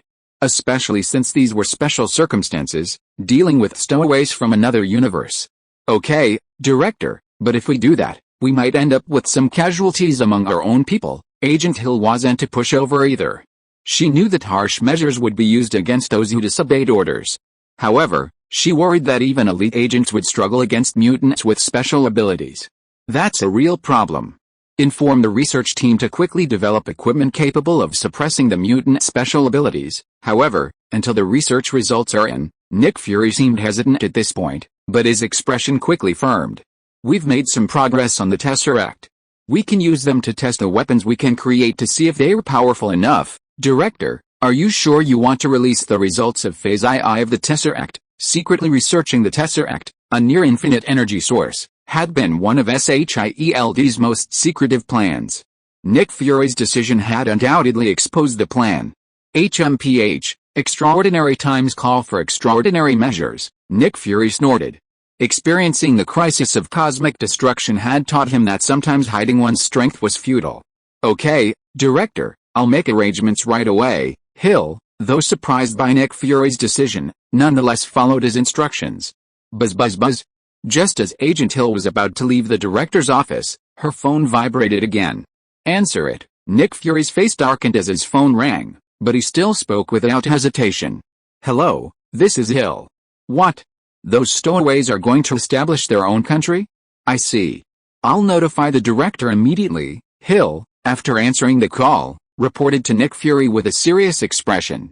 Director, the latest news is that a massive island has suddenly appeared in the Pacific Ocean.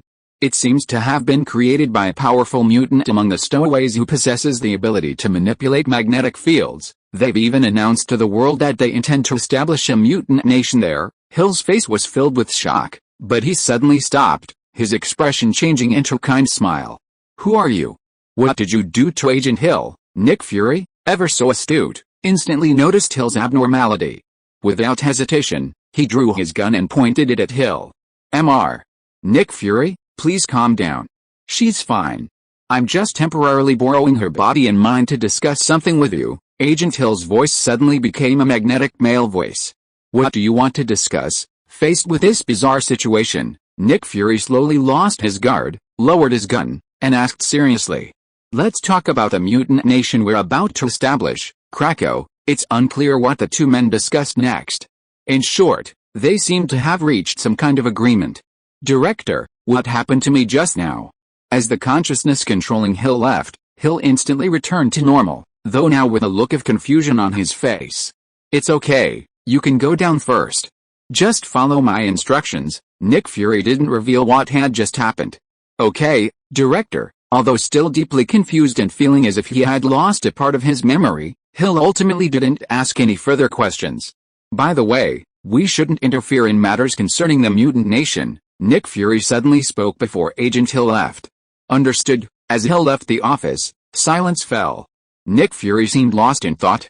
Haha, just moments after we promised the gods from Asgard that Earth would establish its own nation, here comes another mutant race from another universe, also seeking to establish its own nation. Magneto, Professor X, powerful mutants. What's happening to this universe, this Earth? Even Nick Fury couldn't help but feel a wave of doubt.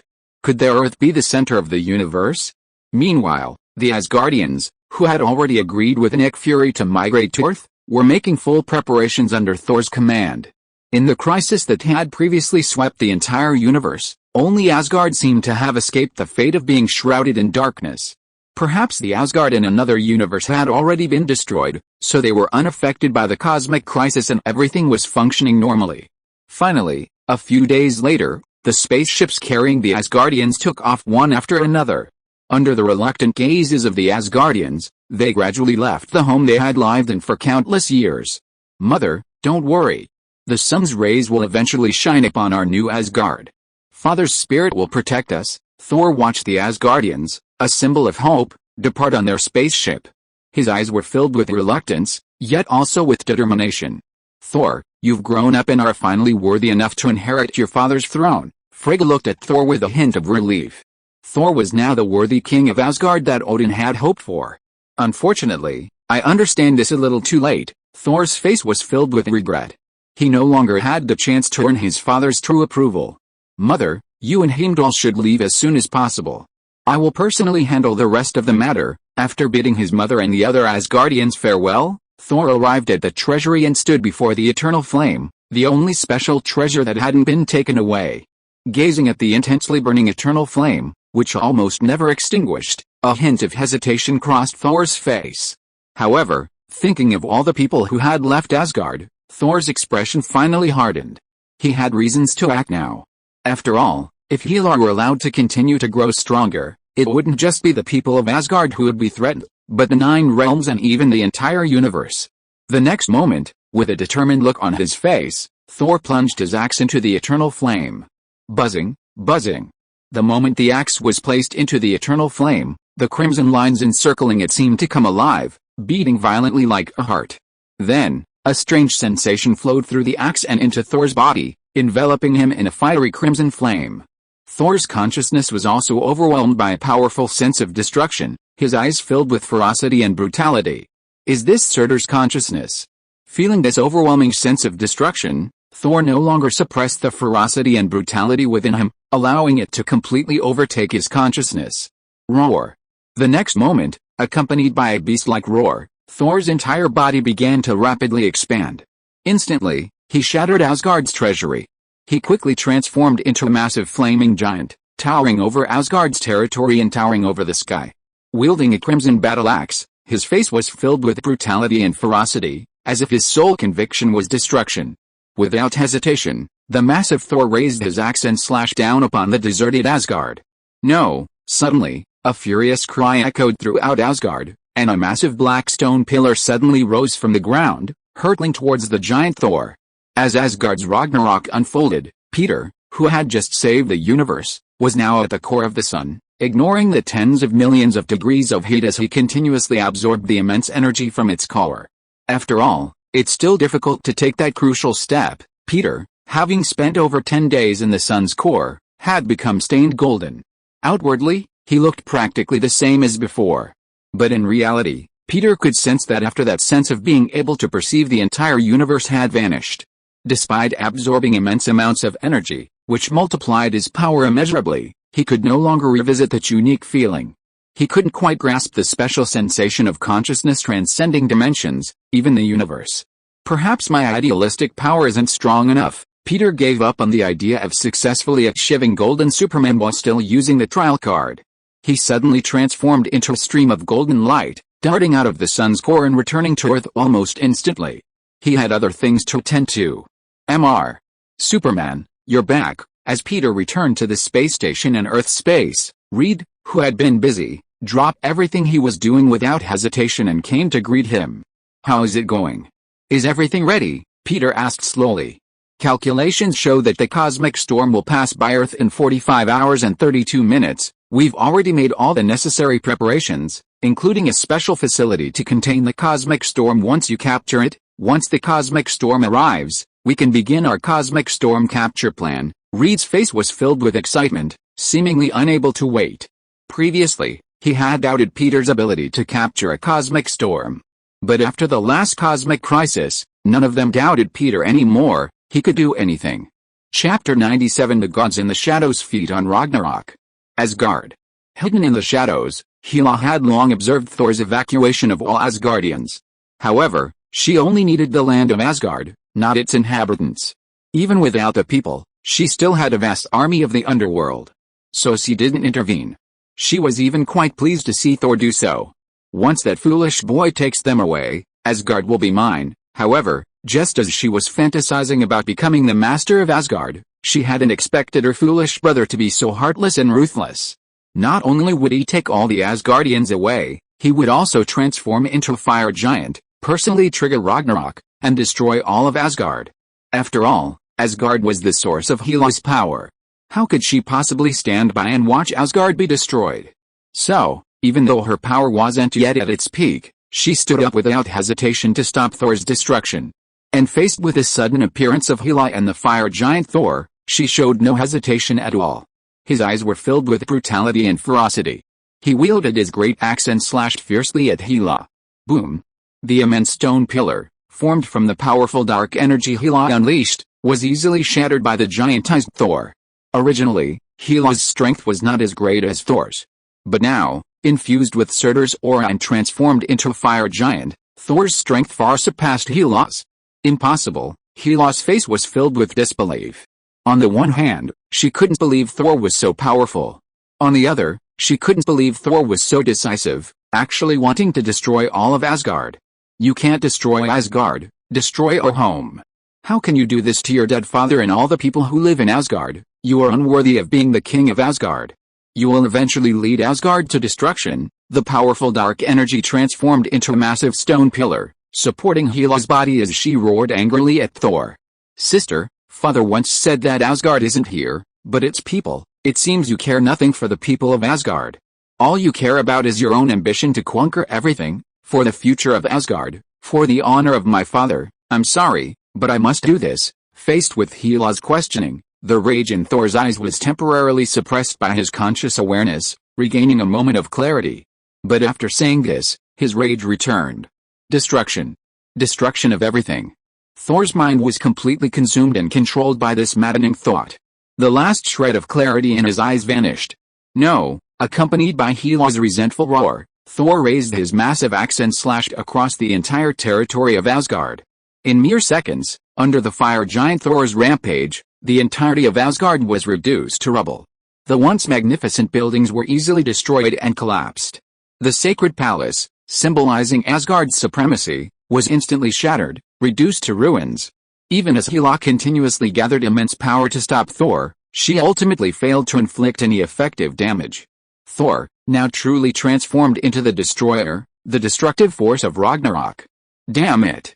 Stop it! Watching the prosperous Asgard reduced to ruins in mere seconds before her gaze, Hela was finally enraged. All her newly recovered strength erupted in an instant. Instantly, the countless destroyed palaces, spurred by the dark forces, transformed into strands of dark energy that rapidly converged in the air. Eventually, they gradually transformed into a massive black sword as vast as Thor's own body. Destroy? Hela, like a judge, wielded the massive black sword with unwavering momentum, slashing down upon Thor. Roar. With a roar like a beast, Thor made no attempt to dodge the attack. Instead, he charged forward without hesitation, axe in hand. Crack.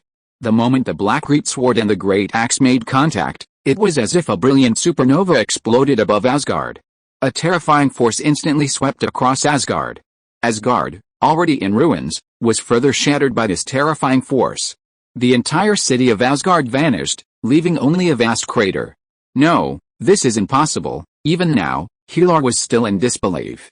The dark greatsword in her hand, the concentrated power of all darkness, had completely shattered. Watching Thor, who had crushed the greatsword, she struck down with her axe without hesitation, her eyes filled with intense disbelief and a hint of fear. Boom! The flaming axe, imbued with the boundless terrifying power, instantly struck the ground of Asgard. The surging fiery energy penetrated directly into the foundations of Asgard, and crimson magma erupted across the entire territory. A dark, blood-red light shone in the sky, staining both the sky and the earth a deep crimson. A raging fire ignited the entire land. Amidst the crimson flames, Thor, transformed into a giant, held a gleam of unwavering fury in his eyes. It was even more intense than before. He raised his great axe once more. Against the dark crimson sky, countless fiery energies quickly converged on his axe. The crimson flames ignited the axe, imbued with a suffocating aura of devastation. Without hesitation, he slammed it down again. Crack! Instantly, the entirety of Asgard shattered at a visible speed. A terrifying force swept across Asgard, ultimately annihilating it completely. With a roar that shook the 9 realms, the entirety of Asgard exploded like a firework. What have I done? In the hushed void, the fury in Thor's eyes gradually faded. He gazed upon the utterly destroyed territory of Asgard, his eyes filled with sorrow. Destroying one's own home with one's own hands, no one could remain calm. However, just as Thor was about to swallow his sorrow and summon the Rainbow Bridge to depart, he suddenly perceived a grey aura of destruction wafting from the annihilated Asgard. And above the gloomy sky of Asgard, countless gigantic figures suddenly appeared. Hidden within the gloomy sky, they sat beneath the shadows that enveloped the now dead Asgard. They seemed like guests enjoying a feast, or like gods reveling in revelry. They seemed to cheer, as if celebrating Asgard's demise. The grey aura of desolation drifted through the void, greedily absorbed by their bodies. The once dim, massive shadows seemed to grow even clearer. Who are these people? Thor gazed at the gods in the shadows with shock and awe, taking in the hallucinatory scene. And what about this so-called Ragnarok prophecy? At that moment, Thor felt a sense of humiliation and deception. he suddenly began to doubt the reality of Ragnarok. No, seeing the shadowy figures constantly devouring the aura of Asgard's destruction, Thor became furious. Without hesitation, he charged at the shadows, swinging his great axe as if to sever them. Ignorant creatures, however, accompanied by a whisper from an ancient god, one of the shadows suddenly grew incredibly solid and slowly slapped Thor, who had rushed towards them, across the head. Boom! With a single blow, Thor, who had transformed into a giant and destroyed all of Asgard, was sent flying. His massive form instantly shattered, transforming back into his normal form, and he instantly fell unconscious into the void.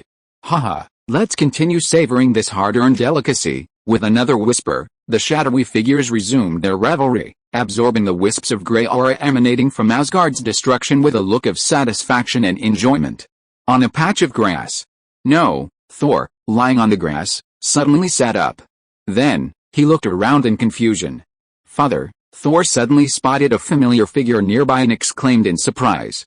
Thor, you've finally done this. Odin slowly turned, gazing at Thor, filled with surprise, as if he already knew of his destruction of Asgard. Father, I'm sorry. I must do this to stop my sister, to thwart her ambition to conquer the universe. Thor slowly lowered his head, but continued to explain his original intention for triggering Ragnarok. Alice, everything is destined. Asgard will perish in Ragnarok, and be reborn in Ragnarok. Odin slowly gazed into the void, his deep voice slowly reciting the prophecy of Ragnarok. Father, what are those things that lurk in the shadows? At this moment, Thor finally couldn't help but look up and question the identities of those lurking in the shadows. They are the gods beneath the shadow, the creators of all this. They drink from Asgard's prosperity and feed on its annihilation. The unstoppable Ragnarok, like an eternal cycle, provides them with endless energy. Odin finished his words, then suddenly turned to look at the stunned Thor, as if about to say something else. But at that moment, the scene around him suddenly collapsed. Don't try to stop them, Father. Thor, drifting in the void, suddenly woke up, calling out for his vanished father. The prophecy of Ragnarok, eternal reincarnation? Gods who feed on annihilation. Quickly, remembering his father's words, Thor looked up into the void. The shadows that had once loomed there had completely vanished, as if everything before had been an illusion. After a moment's hesitation, Thor raised his axe with a determined gaze and summoned the rainbow bridge. A beam of colorful light emerged. Thor's figure instantly vanished into the void. In its place, only the ruins of Asgard, now completely gone, remained. Asgard, once so glorious and dominating the 9 realms, was utterly destroyed at this moment. Director, Thor, the god of thunder, has arrived on Earth with his people in a spaceship. How should we arrange the future? A day later, Hill hurried into Nick Fury's office again, reporting. Arrived so soon? Nick Fury hadn't expected Thor to arrive so soon. Never mind. Send someone to land them in Norway. We've prepared a new home for them there. Although somewhat surprised, Nick Fury had already prepared for Thor and his people's arrival. At Thor's suggestion, he even offered them land in Norway so they could rebuild their home. Okay, Chief. By the way, Chief, regarding the mutants' sudden declaration of a nation, many nations have objected. They say stowaways from other universes shouldn't enjoy the same human rights as us. What's more, they're not purely human, but mutants with special abilities. Even as a SHIELD agent, Hill found this matter somewhat difficult to handle. It could potentially spark a war between humans and mutants. HMPH, we know what those fools want. If Mr. Superman hadn't demonstrated unparalleled power upon his initial appearance, how could they remain indifferent? And now, a group of special mutants with special abilities, yet not as powerful as Superman, have appeared. How could they not be tempted? Nick Fury knew the dirty tricks of those higher-ranking government officials. For money and power, they'd resort to filthy means, committing any crime. And now, for immense power, potentially even immortality, how could they not give it their all? So, what should we do? Hill knew all this, of course, but SHIELD also had to make a choice, support humans or the mutants. Don't worry about them. We just need to do our job, Nick Fury said without hesitation. Director, do you mean continue registering mutant information and data? Of course, we can't go to war with mutants or humans. At this point, it's best not to get involved. To avoid, Nick Fury stopped abruptly. In truth, he wasn't sure what Mr. Superman thought of these stowaways from another universe. Okay, get back to work. Agent Hill soon left, leaving Nick Fury alone in the office. Asgard, with its divine power, and mutant communities from other universes, haha, this Earth is getting more and more exciting, Nick Fury smiled, seemingly unfazed by the prospect of what's to come. Updates have been a bit slow these past couple days, but I'll be updating more frequently starting tomorrow, and I'll try to catch up. Chapter 98, Cosmic Storm incarnates as Phoenix. The next day, aboard the space station, a rapid, artificial intelligence alarm blared. Warning, warning, the once quiet interior of the station suddenly erupted. What happened? The sudden alarm sent everyone into a state of panic. After all, just a few days prior, they had experienced a crisis that nearly destroyed Earth. Reed immediately rushed to the massive control room to check on the situation.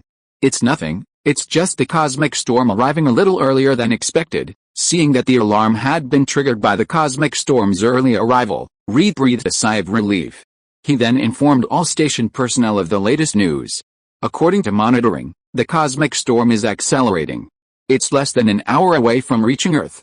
Everyone, prepare everything quickly and take precautions. This time, with more advanced detection equipment, Reed clearly avoided the mishaps depicted in the movies. The cosmic storm wasn't detected until it was close to the station, with only minutes remaining. Understood, Dr. Richards. Soon, everyone involved in the project was busy, following Reed's instructions. Mr. Superman, the cosmic storm is accelerating and will reach Earth in less than an hour. Reed then informed Peter of the latest news using the contact information Peter had previously provided. Reed, I heard the cosmic storm's arrival time is advanced. Just as Reed informed Peter, a graceful blonde and the honest Ben approached Reed and asked, Susan, Ben, you're here? Yes, the cosmic storm's arrival time is advanced. You must carefully inspect all the facilities before it arrives. I don't want anything to go wrong in front of Mr. Superman. After what happened last time, Reed was terrified of any mishaps with his project in front of Superman. Therefore, he placed great importance on ensuring the proper functioning of the equipment. Reed, don't worry. We've carefully prepared this equipment and the entire plan for a long time. There will be no accidents. Ben, as his friend, looked at Reed, who was a little nervous, and couldn't help but offer comfort. No, Ben, I'm still worried. Let's go check the shield system again. There must be no problems here, or everyone on the station will be in danger. Reed, still seemingly uneasy, took Ben and left, completely unaware of the fury in the beautiful woman's eyes. Buzz buzz buzz. Peter, in class, suddenly heard the specially designed communicator in his pocket chime. Has the cosmic storm arrived earlier? Peter's expression remained unchanged upon hearing Reed's message. Although the time had been moved up, he still had nearly an hour, more than enough time. Teacher, I think my internship project has made some significant progress and I need your help. So, Peter suddenly stood up in the quiet classroom and asked for leave from the teacher. Go ahead, Parker. Congratulations. I hope you get into your dream university after graduation. Peter was already a top student, and now he had landed an internship at one of the world's most prestigious companies. Barring any unexpected event, he would have his pick of prestigious universities upon graduation. Thank you, teacher. Peter leisurely walked out of the classroom under the envious gazes of his classmates. Teacher, I've made some progress on my internship project. Gwen suddenly stood up and spoke, watching Peter's departure. Gwen, I hope you're not lying to me. The teacher looked at Gwen with a strange look, but ultimately didn't call her out. Damn, this guy left so quickly. However, as Gwen left the classroom and hurried out of the school, she still didn't see Peter leave. Forget it, I'll go see if there's anything going on in the city. Gwen felt a little helpless, but she had already taken her leave, and she couldn't just go back to the classroom. Besides, after the last fusion of the two universes, New York was even more chaotic than before. Furthermore, the criminals who emerged were no longer ordinary people, but rather superpowers with special abilities. This made the police investigation process less easy and more dangerous.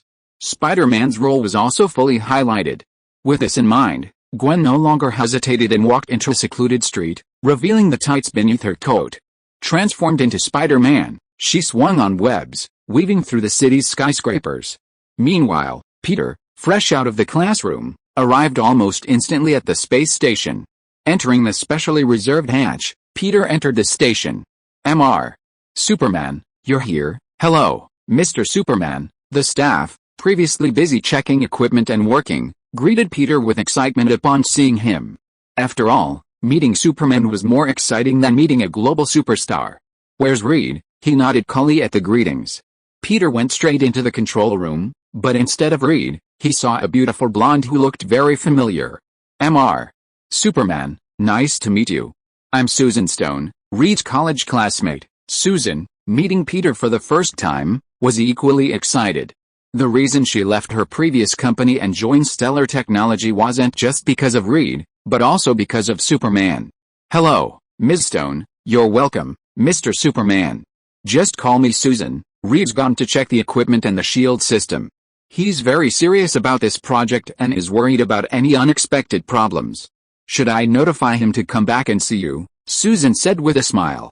"Okay, thank you for your hard work, but don't notify him yet.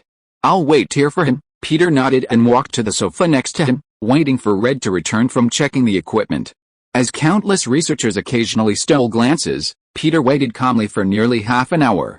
It wasn't until less than 20 minutes before the cosmic storm arrived that Reed finally returned to the control room with Ben. "Mr. Superman, when did you get here? Why didn't anyone notify me?" Reed, having just returned to the control room, spotted the familiar figure almost instantly and hurried over. "I told them not to notify you. How's everything? Is everything normal?" "Yes, I just checked it myself. Everything's fine. I guarantee there won't be any accidents when you capture the cosmic storm." After the inspection, Reed expressed confidence. "Then, let's wait and see." Peter slowly gazed into space, seemingly able to see a cosmic storm in the distance filled with powerful, unknown energy. What exactly is this cosmic storm? In fact, even now, Peter was still very curious about the nature of this cosmic storm. After all, ordinary cosmic storms wouldn't grant ordinary people special abilities. But this special cosmic storm could grant ordinary people a variety of abilities. It could even mass-produce mutants. The Marvel Universe is home to many mysterious energies, among which the Phoenix Force, Chaos Force, and Fairy Force are the most famous and powerful. The most famous host of the Phoenix Force is the mutant Jean Grey. After awakening the Phoenix Force, she could almost destroy the entire Earth. And the host of Chaos Force is Scarlet Witch Wanda. Wanda, having awakened the power of chaos, also possesses immense power. Even in the vastly diminished portrayals of film and television, she can easily alter reality. After studying the Darkhold, she can travel across the multiverse, even single-handedly destroying the entire Illuminati in Universe 838. Even Captain Marvel couldn't defeat her. In the comics, both of them are even more formidable. Anyway, we'll soon witness the true form of this cosmic energy. As the seconds ticked by, amidst everyone's anticipation and nervousness, the cosmic storm rapidly approached Earth. Warning. 1 minute until the cosmic storm arrives. All personnel, prepare. Warning. Soon, amidst the tense wait, the final minute finally arrived. Everyone, return to your posts immediately and prepare for the cosmic storm. At this moment, with Reed's command, everyone took their positions and began their anxious wait. "Mr. Superman, you, with everything ready?" Reed looked at Peter. "Don't worry, I'm ready. I'll be out now." Peter's face remained calm, yet a hint of impatience lingered within him. Without hesitation, he stepped out of the station's hatch, standing in the inhospitable, mortal realm of space, where no human could survive. "Every time I see Superman's immense strength, it's incredible." Susan leaned closer to Reed, gazing at the towering figure outside the station with admiration. "Of course, that's Superman, the hero who just saved our universe." Reed's face was filled with admiration as well. Without Superman, he wouldn't be able to fulfill his dreams and would be destroyed along with the entire universe. Warning, 30 seconds, 29, 28 seconds until the cosmic storm arrives, but now's not the time to worship Superman. We should get down to business. From the station, everyone could already see a cosmic storm radiating golden light in the distance, drifting toward them. Activate the shields immediately and at full capacity. Understood. Fully activating the shields, with Reed's command, the entire space station was completely enveloped by a visible, foam-like shield. This shield was no longer the rudimentary version provided by Wakanda. Thanks to Reed and several other geniuses, it had been upgraded to the point where, at full capacity, it could even withstand nuclear bombardment. Therefore, it should have no problem with withstanding the radiation from the cosmic storm. "Reed, Mr. Superman, is he really okay?" The station was enveloped by the shield, so there was no need to worry. However, Peter was outside the shield's range, about to be completely exposed to the cosmic storm, which made Susan feel a little worried. "Don't worry, he's Mr. Superman, the man who saved the universe." Reed, however, showed no concern for Peter's safety. Finally, Peter, now outside the shield, was equally unfazed by the cosmic storm. After all, he could now reach the core of the sun to absorb energy. He gazed at the visible golden cosmic storm ahead, a hint of anticipation in his eyes. 8, 7, 6, all personnel, prepare for impact. The cosmic storm has arrived. As the AI counted down, a golden light emanated, and a cosmic storm, seemingly encompassing the entire starry sky, suddenly descended, instantly engulfing Peter's body. Are we just going to watch? Many people's eyes were filled with worry as they watched Peter's figure being swallowed by the cosmic storm. Have faith in Mr. Superman. Reed, though also slightly concerned, believed more deeply in Superman's power. Attention, everyone. Turn on your receivers and be ready to receive the cosmic storm at any time. Reed and the others, besides observing the cosmic storm, were more importantly preparing to receive the cosmic storm Peter had successfully captured. This process couldn't go wrong, as otherwise, there was a grave danger of exposing everyone on the station to the cosmic storm. Meanwhile, Peter, engulfed by the cosmic storm, didn't rush to capture the storm directly. Instead, he carefully savored the special energy contained within it. At this moment, the cosmic storm's incredibly powerful cosmic rays and radiation, along with a unique energy, continuously invaded Peter's body. However, the invading force was ultimately weaker than Peter's steel body, unable to truly penetrate him. It seems I need to slowly investigate the nature of this cosmic storm. Finding no results, Peter no longer hesitated. He unleashed the special power within him.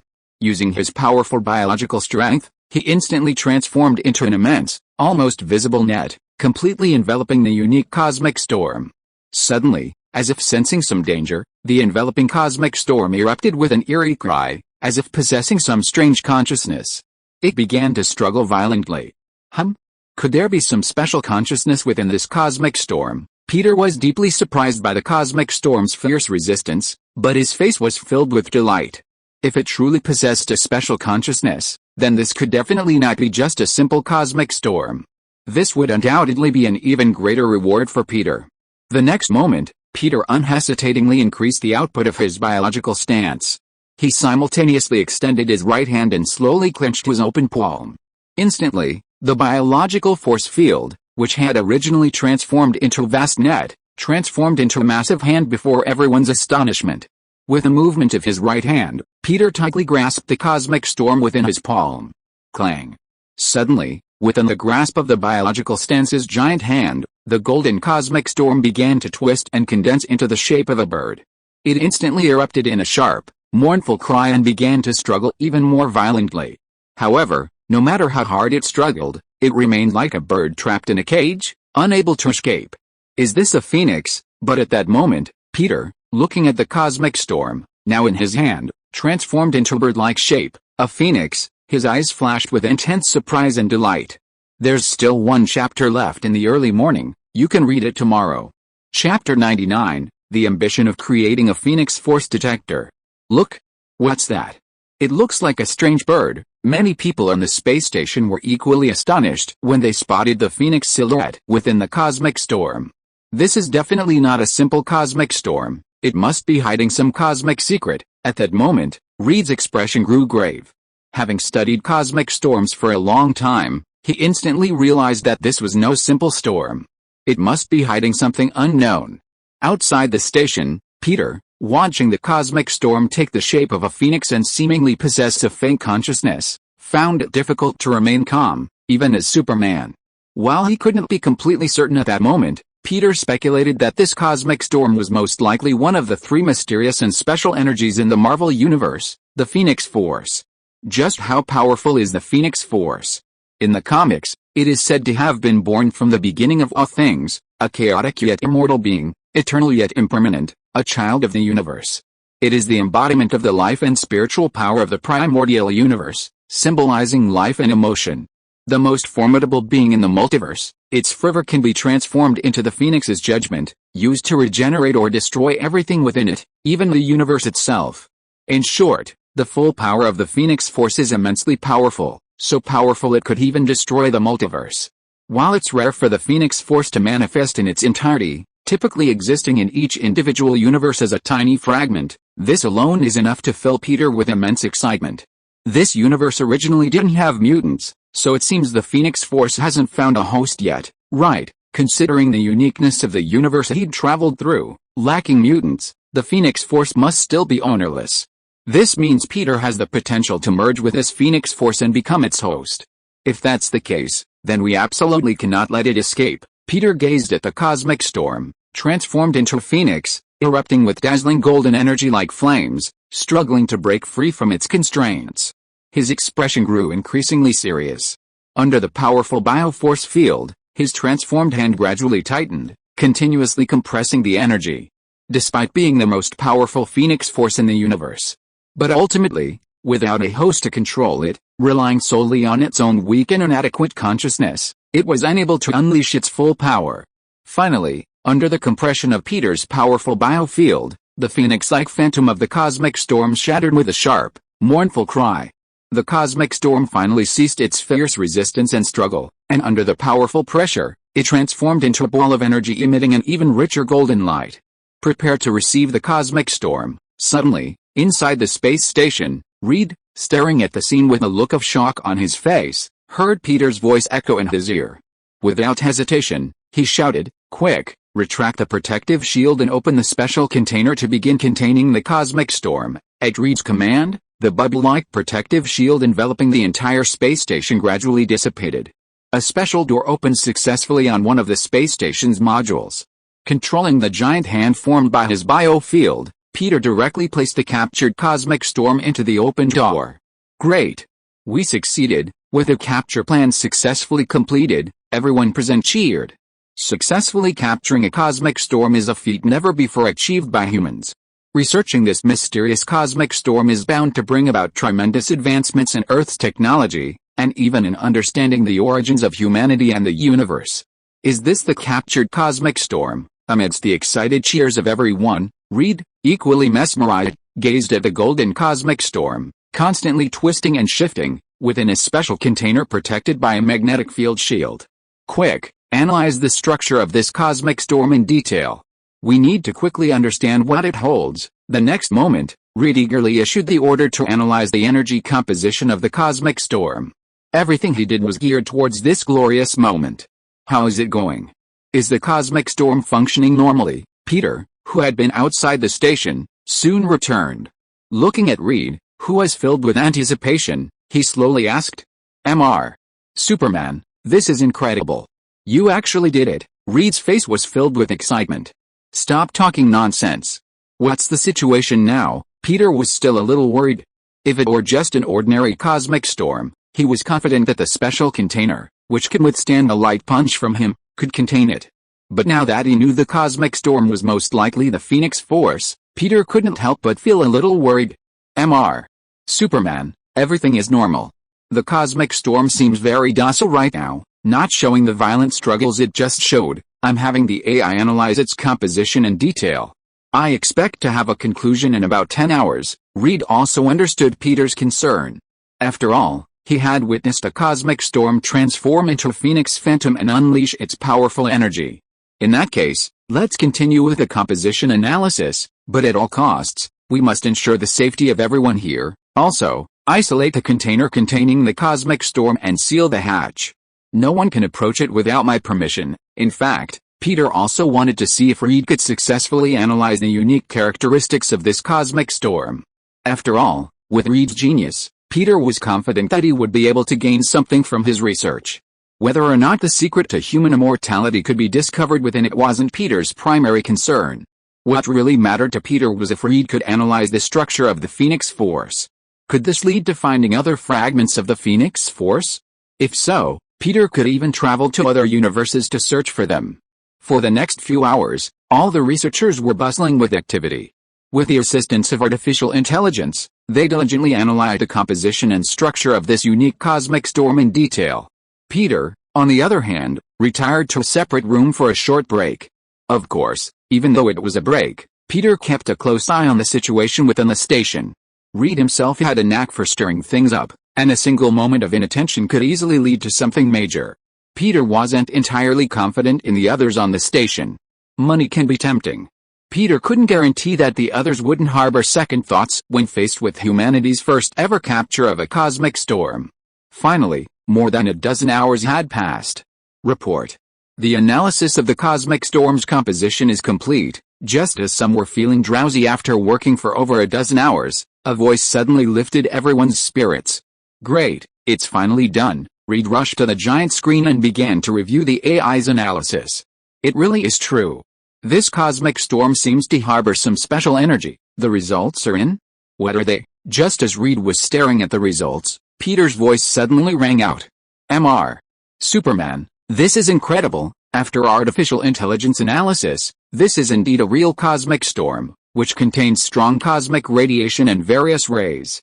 It was probably born tens of billions of years ago. Its composition structure, in addition to all the elements known to humans, also contains countless special elements unknown to humans, and, more importantly, this ancient cosmic storm has a unique energy structure, and the time when this special energy was born is even older than this cosmic storm. It is as if it is the oldest thing that has existed since the birth of the universe, just like the entire universe. With our current technology, we can't analyze how that energy structure was composed and born. What is certain is that the special energy was not merged with this cosmic storm at the beginning of its birth, but after it existed for countless years. Under a certain opportunity, it merged with each other to form this special cosmic storm that we see today. Reed introduced the composition of this cosmic storm with excitement. It is this special energy that gives this cosmic storm its incredibly powerful capabilities. Not only can it destroy all known cosmic matter, it even possesses the powerful ability to create matter, capable of shattering and even reconstructing molecules at a level even smaller than a molecule, whether inanimate or conscious. Simply put, if harnessed properly, it could completely shatter a human being, then reconstruct their structure into a piece of gold, or turn gold into feces. It could even destroy an entire planet. Perhaps my previous speculation was correct, and the origin of humanity and the entire universe is connected to this mysterious energy. This is truly the greatest discovery. Incredible, truly incredible. Reed seemed to be acting a bit frantic at this moment, muttering incredulously. It seems that the special energy within the cosmic storm itself must be the renowned Phoenix Force. Peter was now completely certain of the Phoenix Force's existence. So, given enough time, could you analyze the characteristics of that energy and, using those characteristics, create a detector capable of detecting other similar energies? Peter asked slowly, ignoring Reed's agitation. I'm afraid, the clever Reed instantly understood Peter's current intention. Using a detector, they could find more of the same source energy. But at this point, even Reed, the smartest person in the Marvel Universe, couldn't guarantee he could do it. Don't worry, I'll give you some time to try. If it doesn't work, Peter's voice trailed off. If this idea truly couldn't be realized, he would have no choice but to try integrating the Phoenix Force himself. Chapter 100 Loki conquers Jotunheim. Jotunheim, one of the 9 realms, is home to the frost giants. Cold, gloomy, desolate, and desolate, all pervade this unique planet. And today, a group of uninvited guests suddenly arrived upon the once tranquil Jotunheim. A massive spaceship descended into the skies above Jotunheim. A beam of light shone from the ship across the gloomy Jotunheim, and 3 figures suddenly appeared on the ground. Standing in the foreground was the elegant Loki. Behind him followed a thin figure and a massive one. General Corvus Glaive, please wait here for a moment and await my orders. Gazing at the frozen, devastated stone forest ahead, Loki smiled a wicked smile and addressed the thin figure behind him, blade in hand. HMPH, clearly, Corvus Glaive despised Loki, but having been sent by Thanos to assist Loki in his invasion of Earth, he had no choice but to obey Loki's orders. General Black Dwarf, please come with me. Ignoring General Corvus Glaive's disdain, Loki beckoned the massive Black Dwarf and slowly entered the frozen stone forest. Frost Giant, you will be the first step in my conquest of Midgard. Putting away his sinister smile, Loki gazed at the dim palace not far away, a sly glint in his eyes. Dong dong, their keen senses allowed Loki and Black Dwarf to hear occasional sounds around them. Whoosh, Black Dwarf, wielding a unique weapon resembling a giant axe and a sickle, seemed eager to ferret out any stalkers following them. "General Black Dwarf, be patient. You'll have your chance to vent your anger later," Loki soothed Black Dwarf as he slowly entered the icy, dim palace. "Respected Loki, king of the frost giants, I am Loki, from Asgard," Loki shouted, pausing after mentioning Asgard. "Under the orders of Thanos, the overlord of the universe, I have come to discuss with you a joint attack on Midgard." "What did you say?" "An attack on Midgard." Suddenly, a figure abruptly stood up from the dim throne and asked in disbelief. "Yes, a joint attack on Midgard." Looking at the king of the frost giants, Loki slowly bowed in respect. "Are you truly from Asgard?" "I don't think so. Haven't you always been trying to stop us from invading Midgard? If it weren't for you last time, we would have conquered all of Midgard." Loki suddenly became furious. The previous invasion of Midgard had failed because of Asgardian interference. Furthermore, from what I understand, your king of Asgard, Odin, the All-Father, died not long ago. The 9 realms are now in chaos, and even Asgard has been completely destroyed by Ragnarok. And how did you survive? Loki's yellow eyes stared intently at Loki. "Oh, I see. You're a coward who ran away, aren't you?" "Ha ha ha." Suddenly, a sneer crossed Loki's face. "What? Father's dead?" Even Asgard was destroyed. Upon hearing this news, Loki's face was filled with intense sorrow, his eyes filled with disbelief. "All this happened because of that human from Midgard. I, Loki, swear that one day I will destroy Midgard with my own hands, and make those damned humans suffer pain 100, 1,000, 10,000 times more intense than I am right now." Sorrow crossed Loki's face, and his eyes gleamed with intense anger and hatred. He blamed everything on the humans of Earth, vowing to make all of humanity pay for this. "So, great Frost King, do you understand now why I am turning to unite your people and attack Midgard?" True to his status as the god of trickery. Even after hearing news that brought him uncontrollable sorrow and shock, Loki was able to immediately turn the situation to his advantage. Choosing revenge on Earth for his home and his father, isn't that even more convincing than what he'd said before? "Oh? It seems you're more than just a runaway nymph, but also a cunning and forbearing individual." However, as the king of the frost giants, Loki wouldn't be so easily fooled. "You said before that you were guided by Thanos, the cosmic overlord, but from what I understand, Thanos possesses immense power and commanded a powerful army that strikes fear into the hearts of every planet in the universe. With his own strength and army, he could easily destroy Earth, and yet you still seek my cooperation? Is it because there's something on Earth that you fear so deeply? Your only chance of success is to cooperate with us, or are you not here on Thanos' orders at all?" Loki paused, fixing Loki with a cold gaze before continuing. "Or perhaps your true purpose is to use us frost giants as cannon fodder for your invasion of Midgard." At this point, Loki practically roared in anger. "You?" Loki's face was filled with astonishment, which seemed to confirm Loki's suspicions. "Frost giant warriors, kill them." The next moment, Loki roared without hesitation. "Kill them!" Instantly, accompanied by countless echoing voices, a group of frost giants suddenly appeared, surrounding Loki and Black Dwarf. "Roar!" He glanced at Loki with disdain, as if to say your plan was a poor one. Then, with a furious roar, Black Dwarf grabbed the massive weapon on his shoulder and charged directly at the surrounding frost giants. Bang! After all, he was Thanos' subordinate, and Black Dwarf possessed immense strength. With a single blow, he sent a group of enormous frost giants flying, crushing the surrounding boulders. "Kill!" The frost giants were instantly enraged, fearlessly charging at Black Dwarf and Loki. Damn it! Loki's face was filled with panic, as if he couldn't believe how things had turned out. Bang! Bang! Bang! Instantly, the two sides engaged in a frenzied battle. The frost giants possessed the ability to manipulate ice and possessed formidable physical prowess. However, they were ultimately no match for the formidable Black Dwarf. Black Dwarf swung his weapon, sending several frost giants flying with each blow. In mere seconds, the surrounding frost giants were completely wiped out. However, countless frost giants were still approaching from all directions, densely packed with hundreds, and they would soon completely surround them. Although Black Dwarf appeared unintelligent, relying solely on strength to fight, he instantly found a solution to his predicament. It was Loki, the Frost Giant King. Without hesitation, he hurled his massive weapon towards Loki on his throne. The chains binding the weapon rattled. Damn it, not only was Black Dwarf immensely powerful, But he also threw his weapon with incredible speed, leaving Luffy no time to dodge. He could only use his ability to control frost, quickly converging an ice shield in front of him. Crack! However, the overwhelming force shattered the newly formed shield. Fortunately, it also bought Luffy time to dodge. Boom! However, although the weapon missed Luffy as he dodged, it struck the throne behind him, shattering it. A bunch of useless people. Kill them, seeing his throne destroyed. Luffy was filled with rage and roared at the other frost giants. Roar! All the frost giants roared, fearlessly charging towards the black dwarf once again. But Luffy's eyes turned to Loki, who was struggling to fend off the frost giants' attacks. It's this damned Asgardian who has made me lose the honor of being a king. Furious, Luffy rushed towards Loki. Layers of ice rapidly emerged from his arms, transforming into sharp ice spikes. Loki, holding two daggers, struggled to resist the frost giant's attacks. After just repelling one frost giant, suddenly, he felt a chill behind him. He quickly turned, attempting to resist. No, but he was too slow.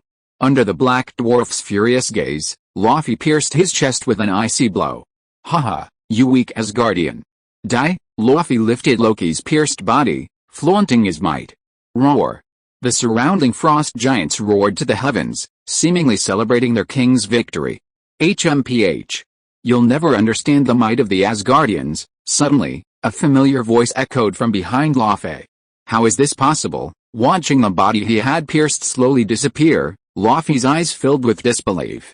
And, as you said before, I am indeed insidious and cunning, far beyond your imagination, because I am the most powerful of the 9 realms, the god of trickery. As Luffy spun around, intending to strike Loki again, a golden spear suddenly appeared in Loki's golden armor. As Luffy stared in astonishment, he pointed a spear emitting a blue glow at Loki's body. Suddenly, a powerful spiritual force merged with Luffy's body, instantly taking over his consciousness. Great Master, your humble servant, Luffy, King of the Frost Giants, will always obey your commands. Amidst the incredulous gazes of the Frost Giants, Luffy slowly knelt and expressed his submission to Loki. Rise, humble servant, and, you are no longer the king of the Frost Giants. Now, I am the king of your Frost Giants. So, meow, kneel. Loki suddenly slammed his mind staff into the ground, practically shaking the entire earth. From the sky, countless beams of intense light illuminated the dim palace.